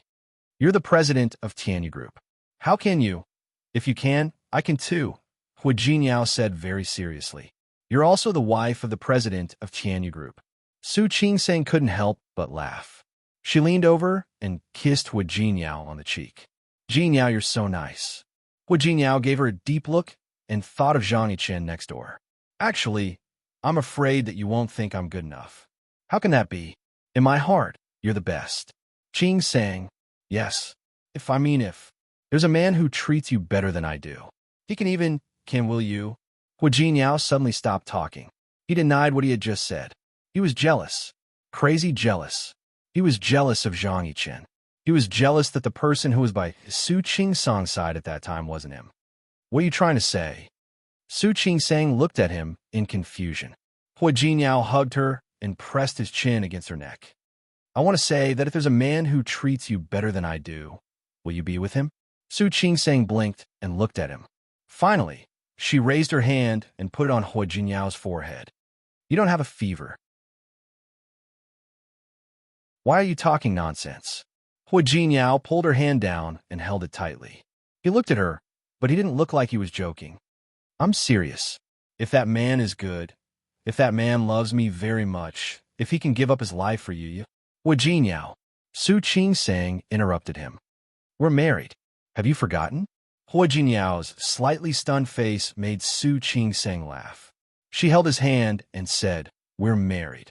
A year ago. Speaking of which, it was our wedding anniversary 2 days ago. You see, we're married. I know, but no buts.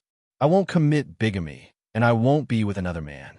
Seeing that Hu Jinyao seemed to want to say something, she raised her hand and put it on his lips. No matter how good and outstanding that person is, no matter how good he is to me. Hu Jinyao, my husband is you. Hu Jinyao looked at her and suddenly smiled. He reached out and wrapped his arms around her waist. He leaned over and gently kissed her on the lips. Yes, your husband is me. Hu Jinyao's voice was low, and there were hidden emotions in it. Su Qingsang's reaction was to hug him and press her face against his chest. Su Qingsang rested for another day. After confirming that there were no major problems with her body, under Hu Jinyao's arrangements, they would return to Sea City with the next batch of supplies this afternoon. They were just temporarily staying in N City. There was nothing to pack. Hu Jinyao, on the other hand, had something to do. He arranged for Yang Wenchang to send disaster relief supplies over. This time, Tianyu Group's performance in this regard was very eye-catching. The higher-ups thought that Hua Jinyao wanted to make the group famous. Only Hua Jinyao knew that he really wanted to do something for these people. The supplies had been prepared and would fly to Sea City with the helicopter in the afternoon. Hua Jinyao and Yang Wenchang went to deal with this matter. Su Qingsang packed up and prepared to leave. When she came out of the ward, she happened to see that the door of the ward next door was open. She froze for a moment, and her red lips pursed into a straight line. Finally, she turned around and walked to the ward next door. Zhang Yichen's back was injured. His body was strong. He had suffered such a serious internal injury and lost so much blood, but he had survived. However, his injury was a little serious, and he didn't look good. He was reaching out to reach the cup on the bedside table. It was a little far away, and he leaned forward a little. Before he could touch the cup, a hand picked it up and put it in his hand. When he turned around and saw Su Qingsang, he was stunned. Of course, he knew that Su Qingsang was in the ward next door, but he had never thought of looking at her. Well, it wasn't that he hadn't thought about it, but that he couldn't think about it. So he pretended that he didn't know and that the patient next door was another patient. He didn't expect to see Su Qingsang. "You?" Zhang Yichen said one word and held the cup tightly. "Are you okay?" Su Qingsang nodded, looked at Zhang Yichen, and said very softly, "Uncle, thank you." "You're welcome." Zhang Yichen held the cup and took a sip. His voice and expression were very cold. "Thank you, Uncle." Su Qingsang's voice was very sincere. "Thank you for saving my life." Zhang Yichen lowered his head and drank all the water in the cup. Then, he looked away as he put down the cup. "I said, you're welcome. I'm a soldier. That's what I should do." He had said this twice in 2 days, but each time he felt different. Su Qingsang wanted to say more, but she felt that the word thank you was indeed too light. "Uncle, are you badly injured? How are you feeling? Do you feel better?" "I'm fine. I'm very healthy. My mother was too nervous." Zhang Yichen still didn't look at Su Qingsang. Su Qingsang could see that he didn't look very well. She was a doctor, so she naturally knew that Zhang Yichen wasn't telling the truth. "That's good." Su Qingsang thought for a moment. "Uncle, let me know the next time you come to Rome City. Jinyao and I will treat you to dinner. Thank you for saving my life." "No need. Even if you weren't in trouble today, I would still do the same. Moreover, you are Jinyao's wife. I am Jinyao's uncle. Of course, I won't let anything happen to you." Su Qingsang couldn't find anything to say. Hui Yangxiu came at that moment. She was stunned when she saw Su Qingsang. "Great aunt." "Yes, you're here to see Yichen." "Yes, I'm here. Thank you, uncle." Before she could finish the last 5 words, Zhang Yichen interrupted her. "Mom, didn't my father say he was coming? Where is he?" "He went to command the disaster relief." Hui Yangxiu knew her husband. "He went after knowing that you were fine. They say that there must be a big family before there can be a small family. It's not like you don't know what kind of person your father is." "Great aunt, uncle, you guys talk. I'll leave first." Su Qingsang could tell that Zhang Yichen didn't want her to stay here. She said goodbye to Hui Yangxiu and turned to leave. Hui Yangxiu wanted her to stay for a while. After all, they were relatives, and she liked Hui Jinyao very much. However, Zhang Yichen asked her to pour water at that moment. After Hui Yangxiu poured the water, Su Qingsang had already left. "Child, you're Jinyao's wife no matter what. Why are you so cold to her?" Zhang Yichen took the water from her hand and didn't answer Hui Yangxiu's question. However, out of the corner of his eye, he kept looking at the door of the ward. With his sharp ears, he listened to the rhythmic footsteps as they walked away bit by bit, until he could no longer hear them. He put the cup back on the bedside table and didn't respond to Hui Yangxiu's next words. Su Qingsang followed Hui Jinyao into the helicopter. After that, there were a few more aftershocks that could be clearly felt in Sea City. It was indeed a dangerous place. However, Su Qingsang was very determined. When she returned to Sea City, she went to see Sun Huiya and the others first. The doctors who came to Sea City this time were now using one person as a few people. They weren't divided into any departments. When the injured came, they directly started. 72 hours of the Golden Rescue had passed, but the injured were still being sent over. The hospital's tent was full of people. The disaster this time was very serious. No one expected it to be like this. "Why are you back?" Seeing Su Qingsang, Sun Hui's voice changed. "Nonsense, aren't you injured? Go home." "Director Sun, I'm fine. Just let me do my part." Su Qingsang's attitude was firm. Although Sun Hui was helpless, now was indeed the time for a doctor. She waved her hand and didn't say anything else. Su Qingsang quickly threw herself into her work. As for Hua Jinyao, he also volunteered. What surprised Su Qingsang wasn't the fact that Hua Jinyao volunteered, but how he did it. He didn't put on a volunteer's uniform and put on an act. Instead, he was really using his own way to help these people. He carried stretchers, helped carry beds, and delivered water to the villagers. She could always see Hua Jinyao's busy figure between breaks. But even if he was very busy, he didn't forget to take good care of her. He brought her food during meals and ran over during breaks to tell her to remember to drink more water. He also paid attention to prevention. Places where people died were prone to epidemics. Su Qingsang knew this even without Hua Jinyao telling her. However, it felt very different to be educated by him. At night, they all stayed in a tent. They couldn't sleep very soundly. If a patient was sent over, they had to get up at any time. Whether it was Su Qingsang or Hua Jinyao, both of them had such experiences, so they didn't feel that it was very difficult. The only thing that made them feel inconvenient was that it was not convenient to take a shower here. When Su Qingsang returned to the tent, she saw that Hua Jinyao's clothes were covered in dust. Not only his clothes, but even his hair was covered in dust. At this moment, Hua Jinyao didn't look as elegant as when he was the CEO of Rome City. Su Qingsang felt a little sorry for him. Hua Jinyao didn't notice her gaze. He took out a bag from behind him. "Are you tired? There's food here. I asked Wenchong to bring it over." "Here." Su Qingsang didn't take the bag in his hand and looked at Hua Jinyao. She spoke very seriously. "Hua Jinyao, go back to Rome City." "Qingsang, listen to me." Su Qingsang had seen Hua Jinyao's performance in the past 2 days. He was really serious about being a good volunteer, but she also felt sorry for him. "Look, Tianya Group has so many things to deal with, but you came to see City. You said before that you had a lot of things to do." Hua Jinyao didn't deny that he was indeed very busy.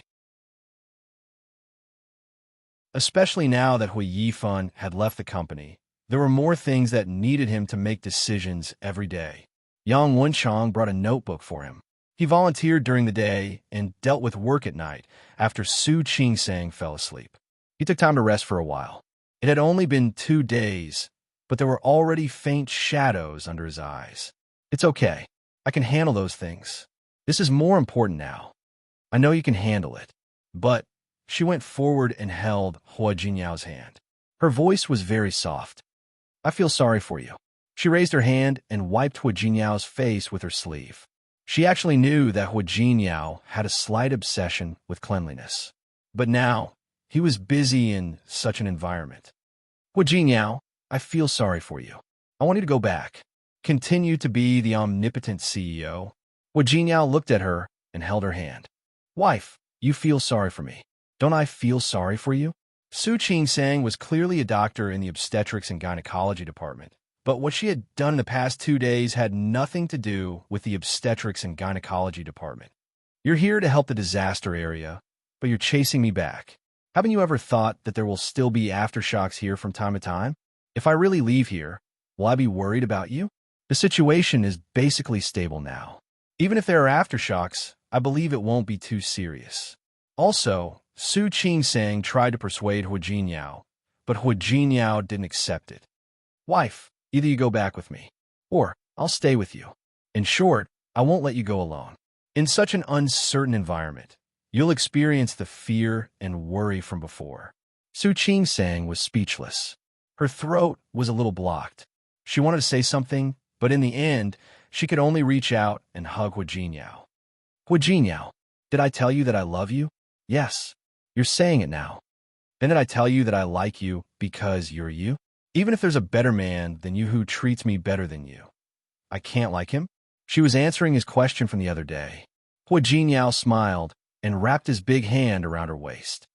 Moreover, Su Qingsang raised her head to look at him. Her eyes, which were slightly bloodshot because of exhaustion, were still as bright as stars. In my heart, there will never be a man who is better than you, who treats me better than you. Hui Jinyao laughed. He laughed so hard that his chest was shaking.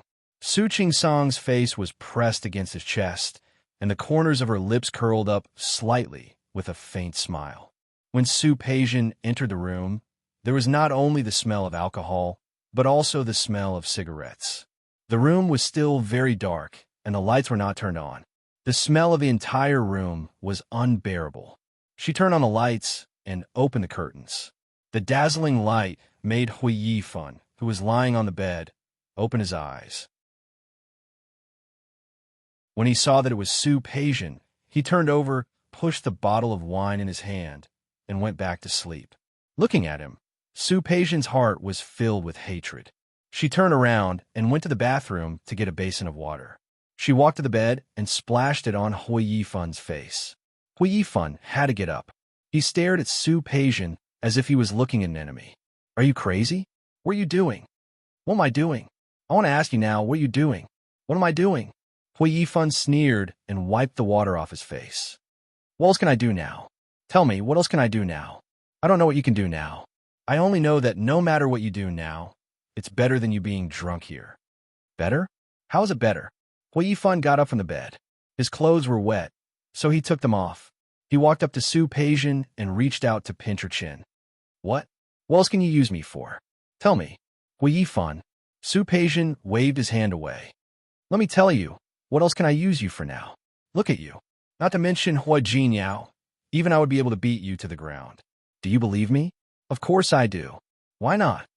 Hui Yifan grabbed Su Peijian's arm and pressed her against his body. You don't have to hit me. I'll lie on top of you. Not only will I lie on top of you, but I can also move and make you. Slap. Hui Yifan was slapped in the face. He glared at Su Peijian. Not only was Su Peijian not afraid, but she slapped the other side of Hui Yifan's face. Hui Yifan, are you awake now? Su Peijian. Hui Yifan gritted his teeth and looked a little fierce. Let me tell you, no one has ever dared to hit me. You're the first. Is that so? I'm sorry, I want to tell you too. I've never hit a man before. You're the first too. You, what about me? Su Peijian sneered and glared at him. I only know that Hui Jinyao is not in Rong City now. I also know that he accompanied Su Qingsang to Sea City. I also know that there's an earthquake in Sea City now. And Hui Jinyao hasn't come back yet. And tell me, what do you know?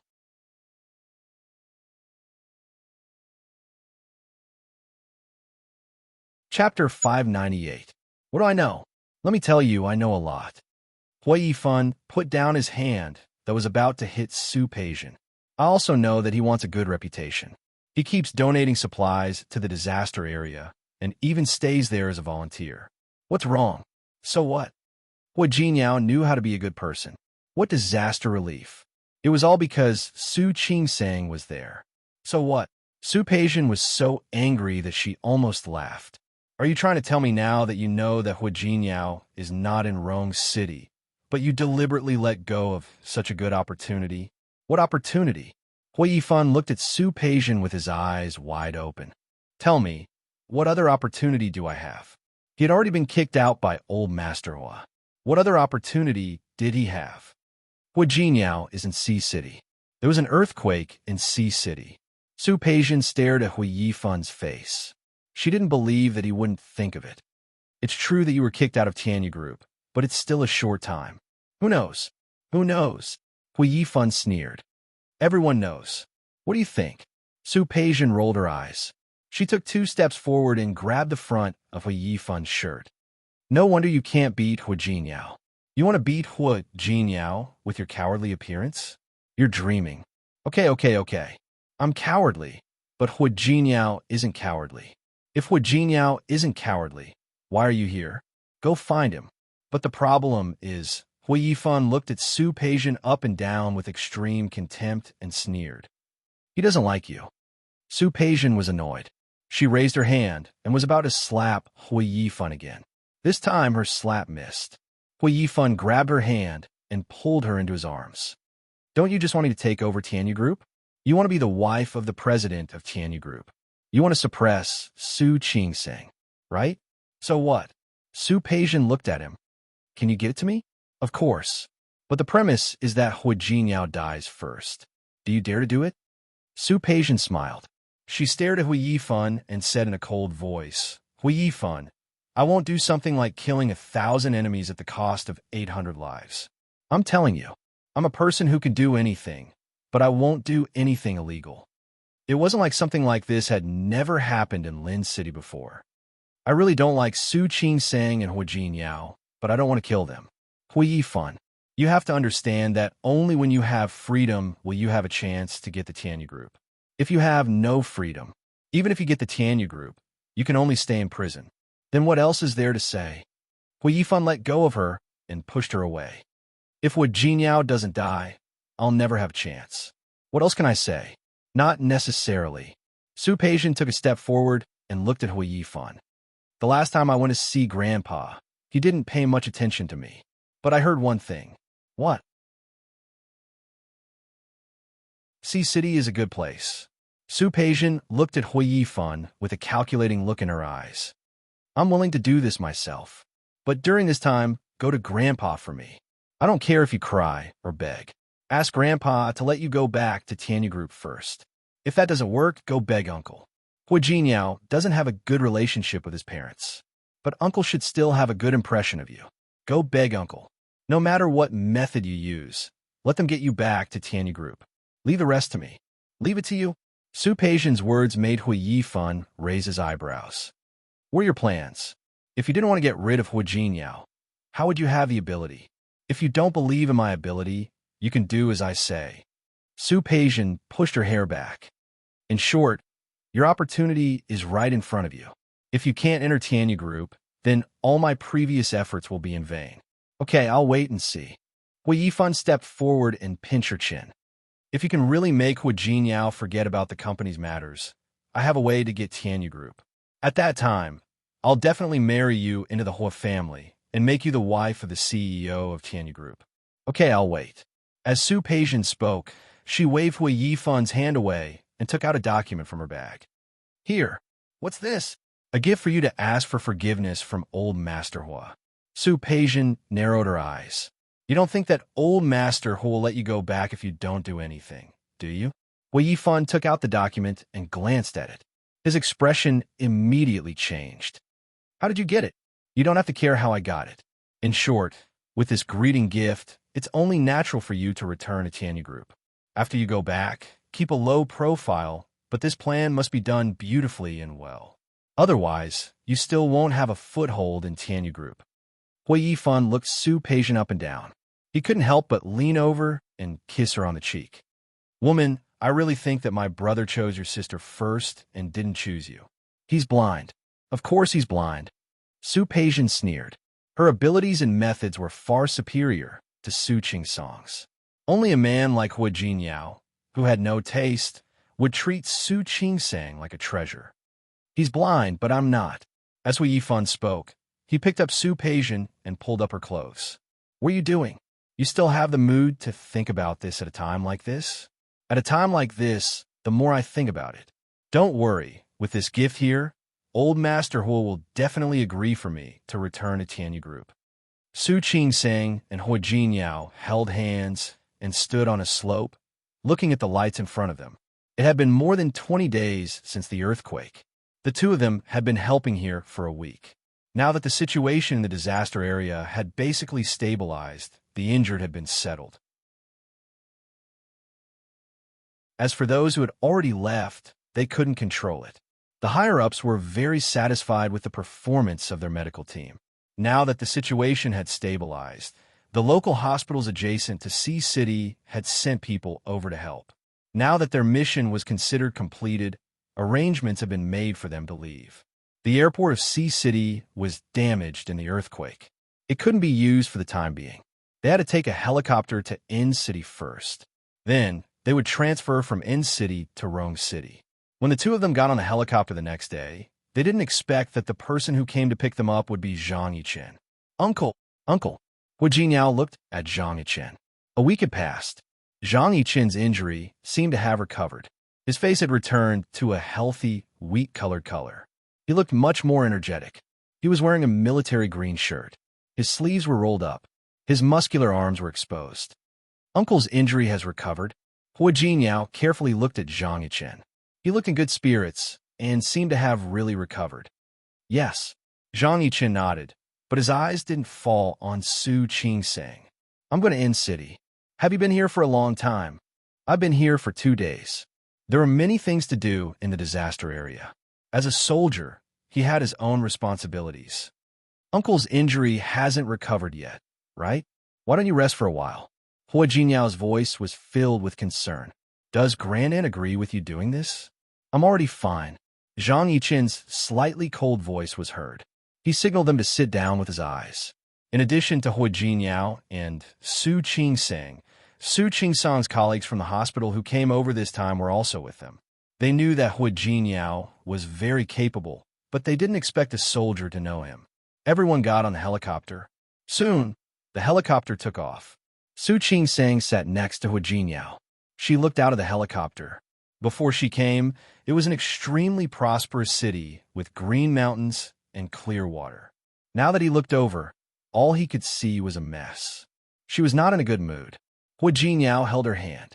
She turned to look at Hu Jiniao and shook her head gently at him, indicating that she was fine. In less than a month, she had experienced life and death and seen through it. Although she couldn't completely accept it, she was much calmer than when she first faced it. Zhang Yichen kept looking forward, as if he didn't see Hu Jiniao and Su Qingsang holding hands. When they arrived at N City, the helicopter landed at the airport. Su Qingsang and Hu Jiniao were the last to get off the helicopter. Hu Jiniao got off first and reached out his hand to Su Qingsang. Su Qingsang took his hand and jumped off the helicopter. When she turned to face Zhang Yichen, Su Qingsang nodded very politely. Thank you, Uncle. Goodbye, Uncle. Zhang Yichen responded coldly. Su Qingsang turned to leave. Before she left, she glanced at Zhang Yichen's wrist. There was a scar there that looked very new. She had never seen it before. Hu Jiniao put his hand on her shoulder at the right time. She also thanked Zhang Yichen. Thank you, Uncle. When you have time, go to Rome City this week. I'll treat you to dinner. We'll talk about it then. I guess they'll be very busy recently and won't have time to go to Rome City. They all knew that Zhang Yichen's unit was in C City. Before this matter was completely over, he probably wouldn't have time to return to Rome City. Hu Jiniao was just being polite. In fact, he really didn't want to see Zhang Yichen now, even if he was his own uncle. The two of them didn't return to Rome City with Sun Huiya and the others. Instead, they got on the plane to Lin City. Li Qianxue knew that Su Qingsang had experienced an earthquake. She was so worried that she almost came with them. If Hu Jiniao hadn't contacted her in time and told her that Su Qingsang's condition was stable, Li Qianxue would have flown to the disaster area without a care. When she heard that Su Qingsang didn't return to Rome City after she was fine, but stayed in C City, she was very worried. However, Su Qingsang seemed to be fine. She called her every day to tell her that she was safe. She didn't mention anything about the disaster area. Just because she didn't say anything didn't mean that Li Qianxue didn't know. There were reports on TV, the news, and the internet every day. How many aftershocks had happened? What changes would there be? Under such circumstances, how could Li Qianxue not worry about Su Qingsang staying there? She paid attention to the news every day. After the communication was restored, she asked Su Qingsang to contact her every day. But even so, Li Qianxue was still extremely worried. Seeing that Su Qingsang was standing in front of her unscathed, Li Qianxue hugged her and pretended to hit her on the back twice. You're really bold. I don't listen to you anymore. I told you to go home, but you didn't. Do you know that you scare me to death? Knowing that Su Qingsang had encountered an earthquake, she couldn't wait for her to come back immediately. Who knew that not only did Su Qingsang not come back, she even dragged Hu Jiniao along to mess around. Mom, I'm fine now, aren't I? Su Qingsang's eyes were a little red. She was really grateful that she had escaped death here. You're still talking about it. You've already lost so much weight. Li Qianxue glared at Hu Jinyao as she spoke. She wanted to criticize him for not taking good care of Su Qingsang. However, she realized that his face was even uglier than Su Qingsang's, and he seemed to have lost even more weight than Su Qingsang. Knowing that he had accompanied Su Qingsang all the way, she couldn't help but complain. You're so old, yet you still let her mess around. If she wanted to stay, wouldn't you have brought her home? It's my fault. I didn't persuade her. Hu Jinyao admitted his mistake with a good attitude. Li Qianxue couldn't flare up even if she wanted to. Her son-in-law had stayed in the disaster area with her daughter as a volunteer, so how could she be angry? She couldn't help but pat Su Qingsang's shoulder again. This time, no matter what you say, you have to stay for a few more days before you leave. Do you know that your grandfather is also very worried about you? Knowing that you're in the disaster area, he even went to Qingyuan Temple today and said that he wanted to pray for you. He's so old, so I asked Yusin to accompany him. No wonder she said that she didn't see old Master Li. Hearing that he was going to pray for her, even if Su Qingsang didn't actually believe in these things, she was still extremely touched. Okay, I'll definitely stay for a few more days. Su Qingsang and Hu Jinyao stayed at the Li residence. In the afternoon, old Master Li and Su Yusin returned. Both of them were very happy to see Su Qingsang. They pulled Su Qingsang as if they had endless things to say and endless questions to ask. Su Yusin's scores were out. He was the top science student in Lin City. He had also made up his mind to go to university in the capital. Since he had made up his mind, Su Qingsang was quite happy for him.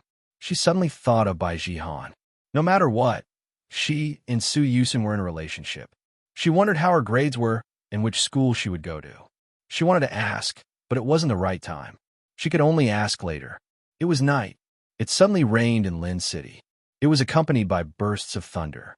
Su Qingsang had been very tired during this period of time, but she couldn't fall asleep because of such thunder. She tossed and turned on the bed. Hu Jinyao was about to fall asleep, but he was so shocked by her movements that he couldn't sleep anymore. What's wrong? It's nothing. I just can't sleep. You think the thunder is too noisy? Half. The other half was thinking about Su Yusin. He had decided to go to university in the capital, which was far away from home. Although he could come back during the winter and summer vacations, it was not as convenient as staying in Lin City. Grandpa was old. Li Qianxue was busy with company affairs every day. Su Qingsang couldn't bear it, but she knew that this was something that could not be helped. There was also Bai Jihan. She had asked Su Yusin just now, and he said that Bai Jihan had failed in the college entrance examination. Her grades weren't particularly good. If she wanted to go to university in the capital with Su Yusin, she was afraid that she couldn't. She could see that Su Yusin had true feelings for Bai Jihan. It was just that if they were separated for 4 years in university, there would be too many variables. Bai Jihan was very insecure, but Su Yusin was determined. He had always been a person who knew what he wanted, but he wouldn't compromise for Bai Jihan.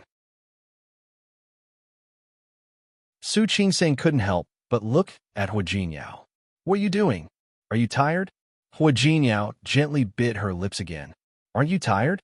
You think about all kinds of things every day. Don't you have time to rest? Are you tired? Why are you thinking about all kinds of things? They're my family. Of course He sealed her mouth with a kiss. She couldn't say anything else. Su Qingsang was a little annoyed. She was seriously worried, but he didn't care at all. She reached out to hit him. Hu Jinyao bit her lips and said softly, "You're not tired anyway, so why don't you do something else?" As Hu Jinyao spoke, his big hand began to reach into her clothes. Su Qingsang was so angry that she laughed. "Who's not tired? How can I fall asleep with such loud thunder?" "Well, actually, I'm still not tired enough. When I'm tired and faint, I naturally fall asleep." Hu Jinyao's voice was vague. Su Qingsang couldn't push him away. She could only let him do whatever he wanted. When the two of them were naked, Hu Jinyao suddenly stopped. His hand subconsciously reached in the direction of the bedside table, but he remembered that this was the Li family, not Rong City. He gritted his teeth, turned over, and was about to get off Su Qingsang's body. Su Qingsang hugged him at this moment. She met his eyes. Her eyes were clear. Didn't you say that it was a child? Hua Jinyao's expression was a little conflicted. He wasn't ready yet. How could Su Qingsang give him time to prepare? She directly turned over and took the initiative. Hua Jinyao had never had any self-control in front of her. Looking at her, he said with slightly gritted teeth, "You become bold. Not as bold as you." Su Qingsang bit his ear. "You become fat from breaking your promise." She was accusing him of not keeping his word. Hua Jinyao looked at her slightly blurry eyes, gritted his teeth, and turned from passive to active again. Forget it. If she wanted a child, it would be up to fate. Before they became one, Hua Jinyao stopped. Looking at her passionate eyes, his voice was firm. "Just this once. If you have one, give birth to it. If not, go back and do what you should do, okay?" If Su Qingsang wasn't in a bad state, she would have beaten him up. What did he mean? She didn't agree, but Hua Jinyao had already made up his mind. He lowered his waist and gave himself to her. Su Qingsang gritted her teeth. She was a little shy, but in the end, she raised her waist.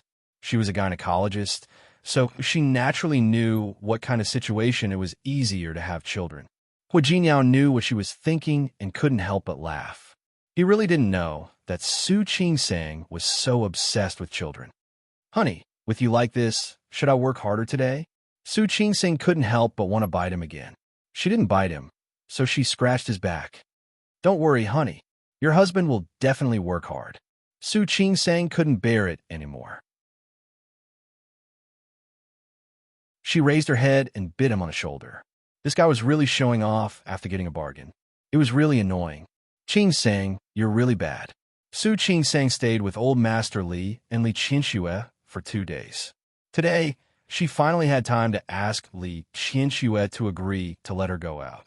As soon as she left the house, she went to look for Shi Mengwan. Shi Mengwan had returned from the competition in France a long time ago, but she was very busy. This time, she didn't win the championship, but she got the most unique design award.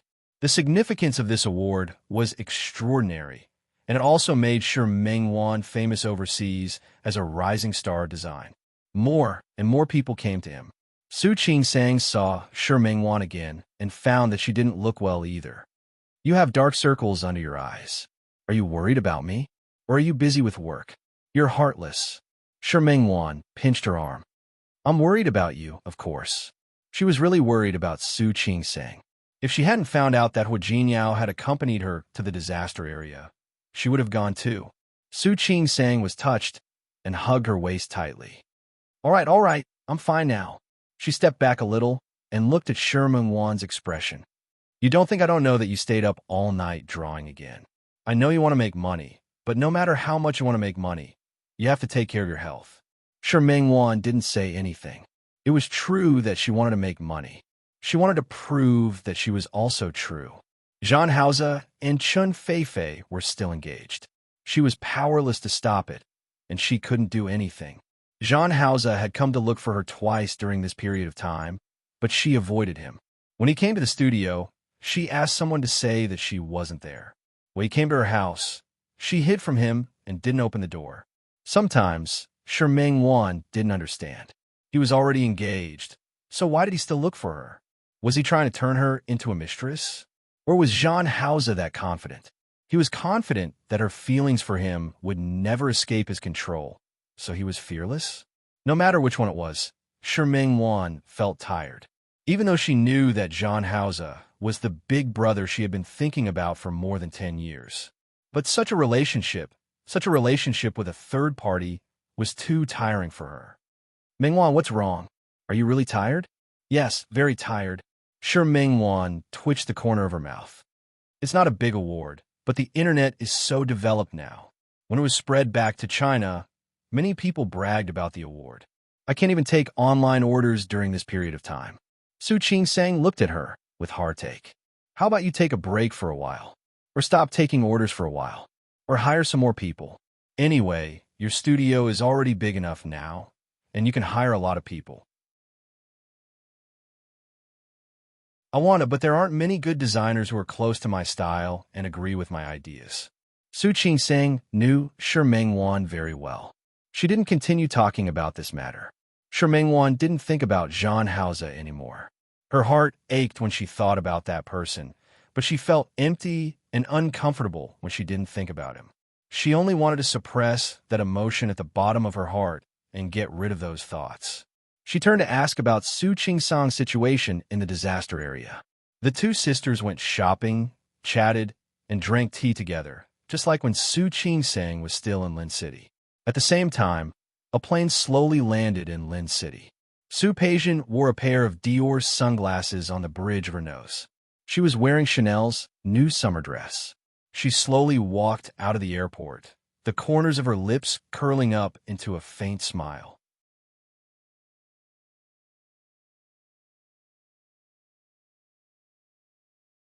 Chapter 599. Before Su Peijian came to Lin City, she made a trip to N City. It wasn't that she didn't want to go to C City to cause trouble for Su Qingsang and Hu Jinyao. It was just that her ability was still a little lacking.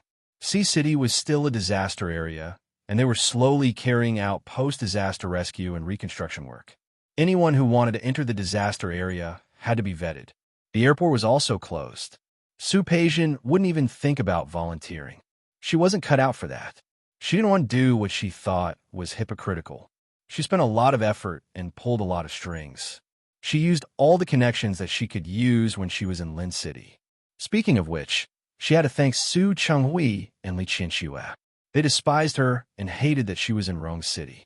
However, in Lin City, neither Su Chenghui nor Li Qianxue deliberately talked about Su Peijian's family background. Many people who didn't know what was going on thought that she was still the daughter of the Su family. This was also the reason why she was able to obtain resources and the gift she had previously given to Hu Yifan. Not only in Lin City, but she also had people she could use in Rong City. It was true that Hu Yifan had been kicked out by the Hu family, but neither Hu Yang nor Hu Manzi had. Old Master Hu was strict with boys, but he was especially tolerant with girls. There were some things that she could find out with just a little inquiry.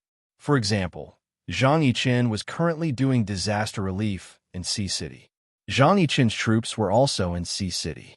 Su Peijian really wanted to know the truth about Zhang Yichen and Su Qingsang, but after asking around, it really didn't work. She could only think of another way. Before she could think of anything, she received the news. Su Qingsang and Hu Jinyao went back to Rong City. The heavens were really on her side. Su Qingsang was very busy after returning to Lin City. Other than Li Qianxue and Shi Mengwan, who wished that she could accompany them every day, she also took the time to go back to the hospital. Previously, Director Zhang had taken such good care of her that she bought afternoon tea and specially took half a day off to visit Director Zhang and the others. Director Zhang was very happy to see Su Qingsang.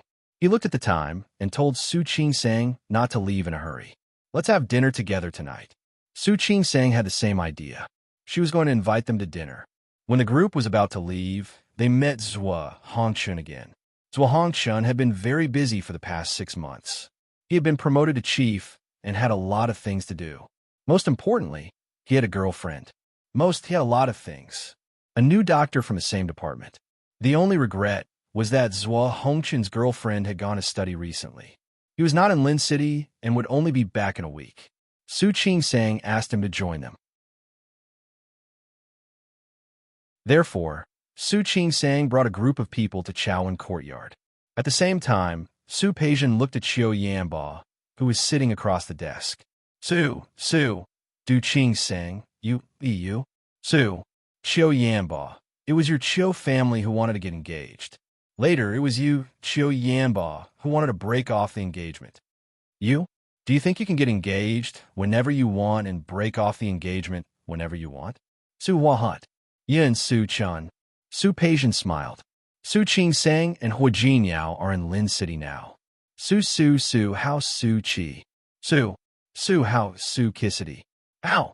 Su Peijian told him her plan. Qiu Yanba stared at her, his eyes wide with shock. You're crazy. Qiu Yanba admitted that he was interested in Su Qingsang, but it wasn't enough for him to go against Hao Jinyao. He had been warned by Hao Jinyao, and he was working with Tianya Group. Recently, the company's business had been quite good. He didn't want to go against Hao Jinyao and get himself into trouble. Let's just say I'm crazy. You're the one who drove me crazy. Su Peijian leaned forward and stared at Qiu Yanba, her eyes filled with endless coldness. Qiu Yanba, you want to stay out of this? Why can't I stay out of it? Because I have something on you. Su Peijian smiled. She stood up, put her hands on the desk, and looked down at Qiu Yanba's face. You don't think that I didn't know anything when I was your fiancé, do you? Qiu Yanba's expression changed. Su Peijian, what do you mean? Su Peijian smiled. She opened her bright red lips and said a few words. Qiu Yanba's face turned livid. I've always thought you were a smart person. So, a smart person like you should know how to do smart things, right? Qiu Yanba stared at Su Peijian and nodded. Good, very good. Tell me, how do you want me to help you? Let's go. Follow me to find the person first. Tell me slowly. What do you think? Qiu Yanba stared at Su Peijian's face and sneered. Su Peijian, why didn't I know you were a vicious beauty before? I didn't know you were a scumbag either. Su Peijian emphasized the word scumbag. Qiu Yanba was so angry that he laughed and glanced at her coldly. Let's go. Su Peijian smiled with obvious pride on her face. Su Qingsang hadn't met with her colleagues for a long time. It was rare for her to have a gathering like this. Because Zhuo Hongshan was the director's son, everyone let him sit at the head of the table, next to Su Qingsang. He had a girlfriend recently. Although he had feelings for Su Qingsang, he still hoped that she could live a good life. When Su Qingsang was talking, he turned his face to listen to her. She talked about the incident at Rong City Hospital and the disaster area this time. Her eyes were curved, and there was a smile at the corner of her eyes. Her complexion was also very good, especially the feeling that her whole body exuded. It could be seen that she was living a good life. This was very good. He knew that she was living a good life. He was also relieved, although it had nothing to do with him. Who asked him to confess too late and reveal his feelings too late? This table of people was bustling with noise and excitement.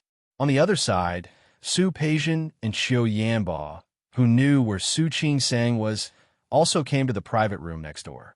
Qiu Yanba looked at Su Peijian with a mocking expression on his face. Su Peijian, if Hu Jinyao finds out about your current plans, do you know what will happen to you? What will happen? Su Peijian sneered. Will be worse than now. If it weren't for Su Qingsang, if it weren't for Hu Jinyao, how could she have ended up like this? She lost everything. Why could Su Qingsang have everything? She couldn't accept it. She called the waiter over and ordered 2 bottles of wine with great interest. Do you want to have a drink together? Su Peijian poured 2 glasses of wine and placed one in front of Qiu Yanba. Qiu Yanba turned his face away from Su Peijian. I don't want to drink with you now. It's okay, I'll drink it myself. Su Peijian not only drank it herself, but also called the waiter over to bring one of the bottles to the next room. If any one of them asks, say it's from Mr. Hua. The waiter took the bottle of wine to the next room. Next door, Su Qingsang and her colleagues from the hospital were indeed drinking. When someone brought the bottle of aged dry red wine over, Director Zhang was stunned for a moment. No one was blind and could see the value of the wine. It's from a Mr. Hua. The waiter's words made everyone turn to look at Su Qingsang, and there was a hint of ridicule in their eyes. Su Qingsang was a little embarrassed. She had called Hu Jinyao about coming out to the party, but she didn't expect him to arrange this. Was he asking her to drink without any worries? Qingsang, thank you in advance. Director Zhang smiled and didn't stand on ceremony. Su Qingsang felt a little warm and a little sweet in her heart. Other than having a disagreement with Hu Jinyao on the matter of the child, Hu Jinyao was perfect in every aspect. Just like that, a bottle of wine fell into the stomachs of the people present. Everyone was very grateful that Su Qingsang still remembered them after leaving for so long. So one by one, they came over to toast her. Su Qingsang was inevitably a little drunk after being toasted by them one after another. The banquet hadn't ended yet, but the atmosphere was already lively again. The alcohol got to their heads, and everyone was in high spirits. They said that they were going to KTV to sing. Su Qingsang didn't object. It was a rare opportunity, and it was good to have more fun. However, she drank too much and couldn't help but go to the bathroom. When Su Ching-sang washed her hands, she began to feel a little dizzy. She shook her head, trying to sober herself up. However, her nose was suddenly covered, and she instinctively struggled. However, she didn't have much strength in her drunkenness, and her body just went limp. Su Peijian and Qiu Yanba helped Su Ching-sang out the back door. Of course, Su Peijian was very careful. The boss of Chaoan Courtyard used to be friends with Su Chengwei. It took her less than 10 minutes to take Su Ching-sang away from Chaoan Courtyard. During these 10 minutes, the surveillance cameras of Chaoan Courtyard were broken. In the end, all they could capture was Su Ching-sang entering the bathroom. Of course, she didn't forget to use Su Peijian's phone to call the people from the hospital. She said that she was drunk and her husband was coming to pick her up. So, they went to play. No one would make things difficult for Su Ching-sang. Everyone knew that she had drunk too much just now. As for her voice, it was normal for a drunkard to speak in a drunken manner. Everything went smoothly. 10 minutes later, Su Ching-sang had already been brought by Qiu Yanba and Su Peijian to the hotel next door. That hotel was Qiu Yanba's property. In the presidential suite on the top floor, Su Ching-sang slept on it unconsciously. Su Peijian looked at Su Ching-sang with a look of disdain on her face.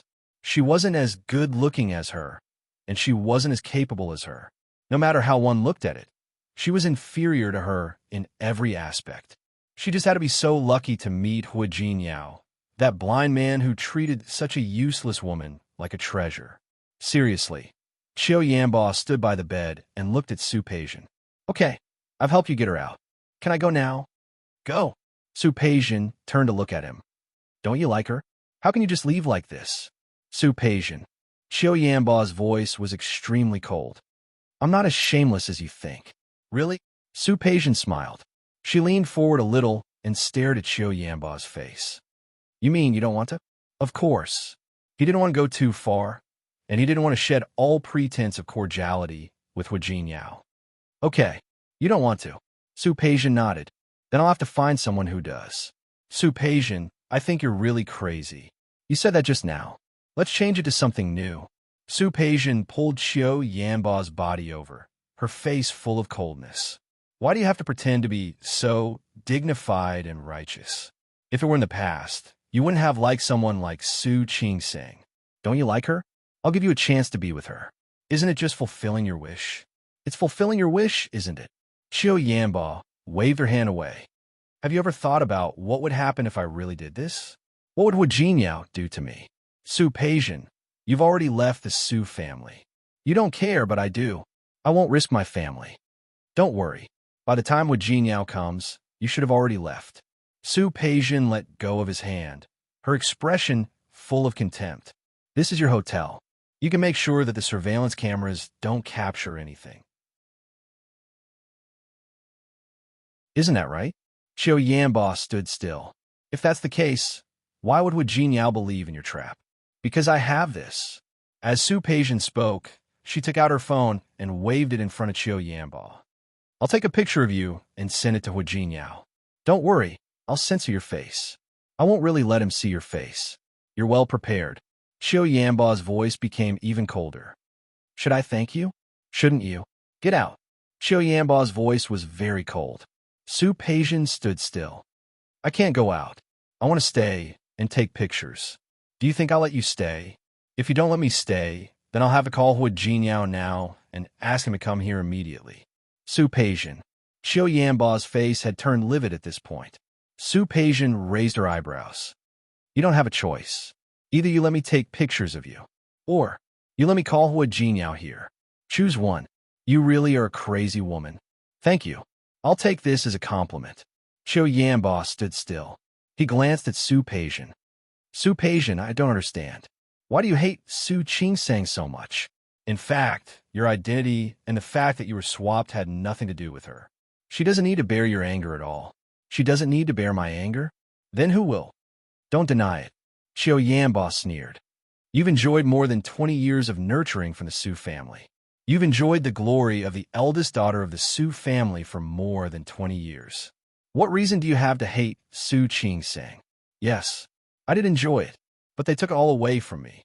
Su Peijian spread her hands. If it didn't belong to me in the first place, then why did they give it to me? If that's the case, it's better not to have it in the first place. Isn't that right? You're very sick. Whatever you say. What I need now is for you to take off your clothes quickly.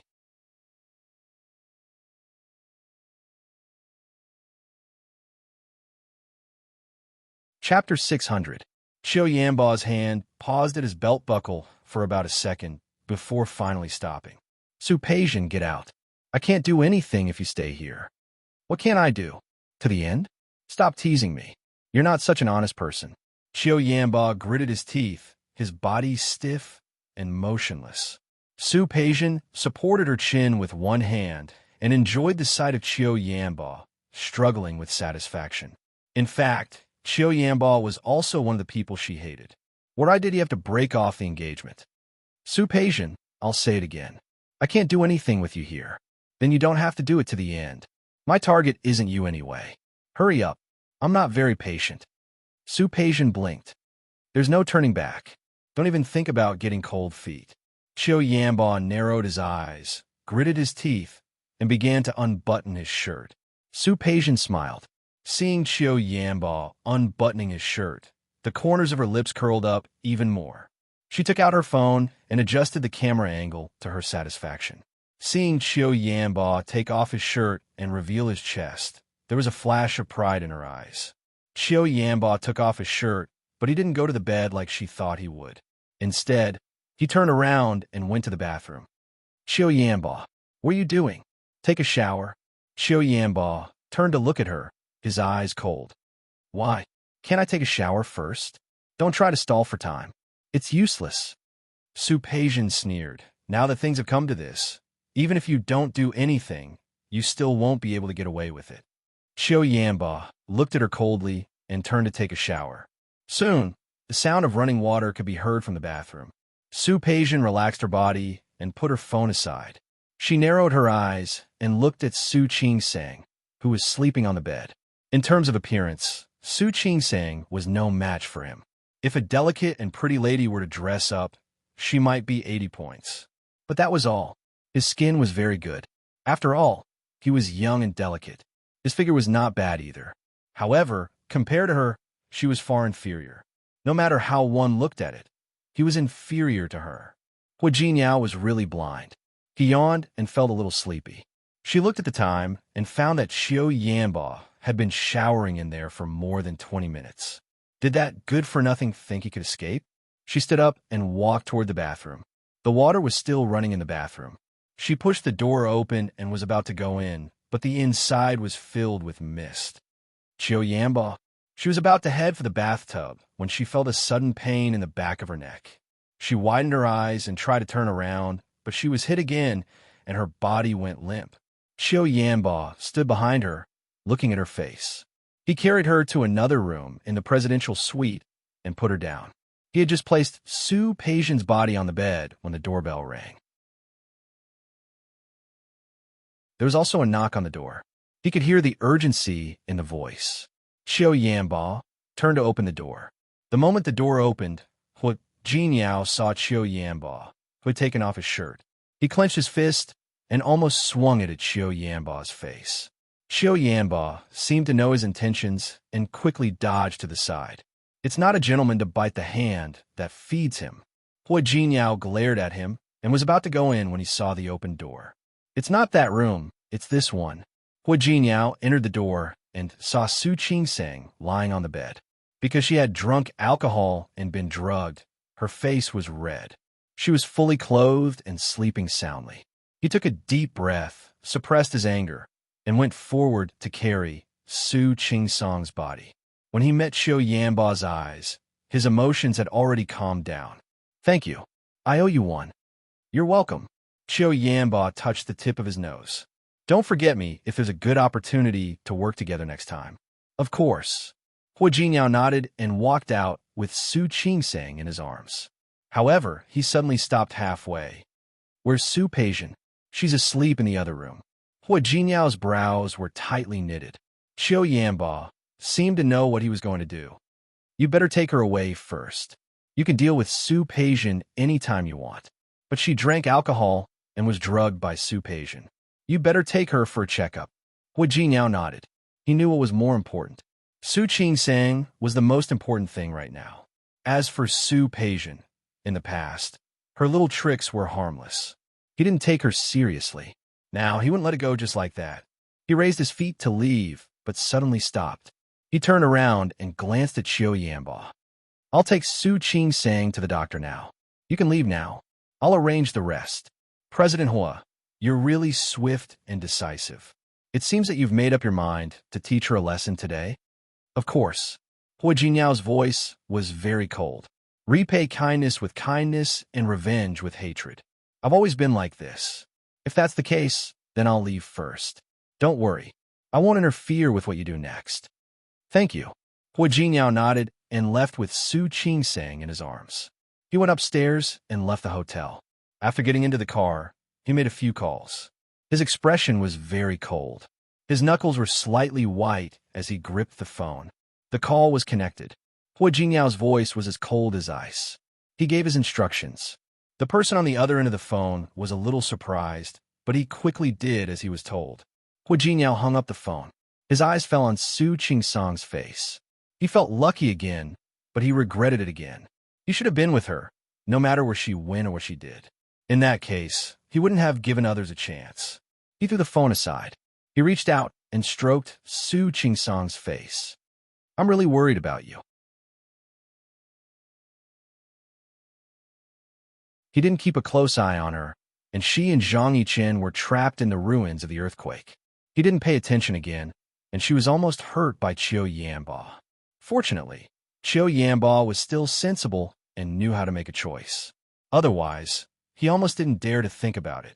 Without thinking too much, he turned around and took Su Qingsang to the hospital. It wasn't far from the hospital where Su Qingsang used to work. The doctor on duty also knew Su Qingsang. He had just met her today. The doctor finished examining Su Qingsang as quickly as possible. It's nothing serious. Although she was drugged, the amount was not large, so there's no need for special treatment. After drinking, go back and make some tea to sober her up. After making sure that Su Qingsang was fine, Hua Jinyao finally relaxed. He carried Su Qingsang and turned to leave. When they got home, Li Qianxue and Old Master Li were still awake. Su Qingsang rarely came back, so they were all waiting. Seeing Hua Jinyao carrying Su Qingsang in the door, Li Qianxue stood up immediately. What's wrong? Didn't you go to a party? As soon as she got closer, she smelled the strong smell of alcohol. Li Qianxue's brows furrowed. How much did she drink? Why is she so drunk? Mom, don't worry. I'll take her upstairs to rest first. You sit for a while. I still have something to tell you. His cold expression was different from before. He said you instead of you. Li Qianxue and Old Master Li both looked at him, not understanding what was wrong with Hua Jinyao. Hua Jinyao sent Su Qingsang upstairs, changed her clothes for her, and covered her with the quilt.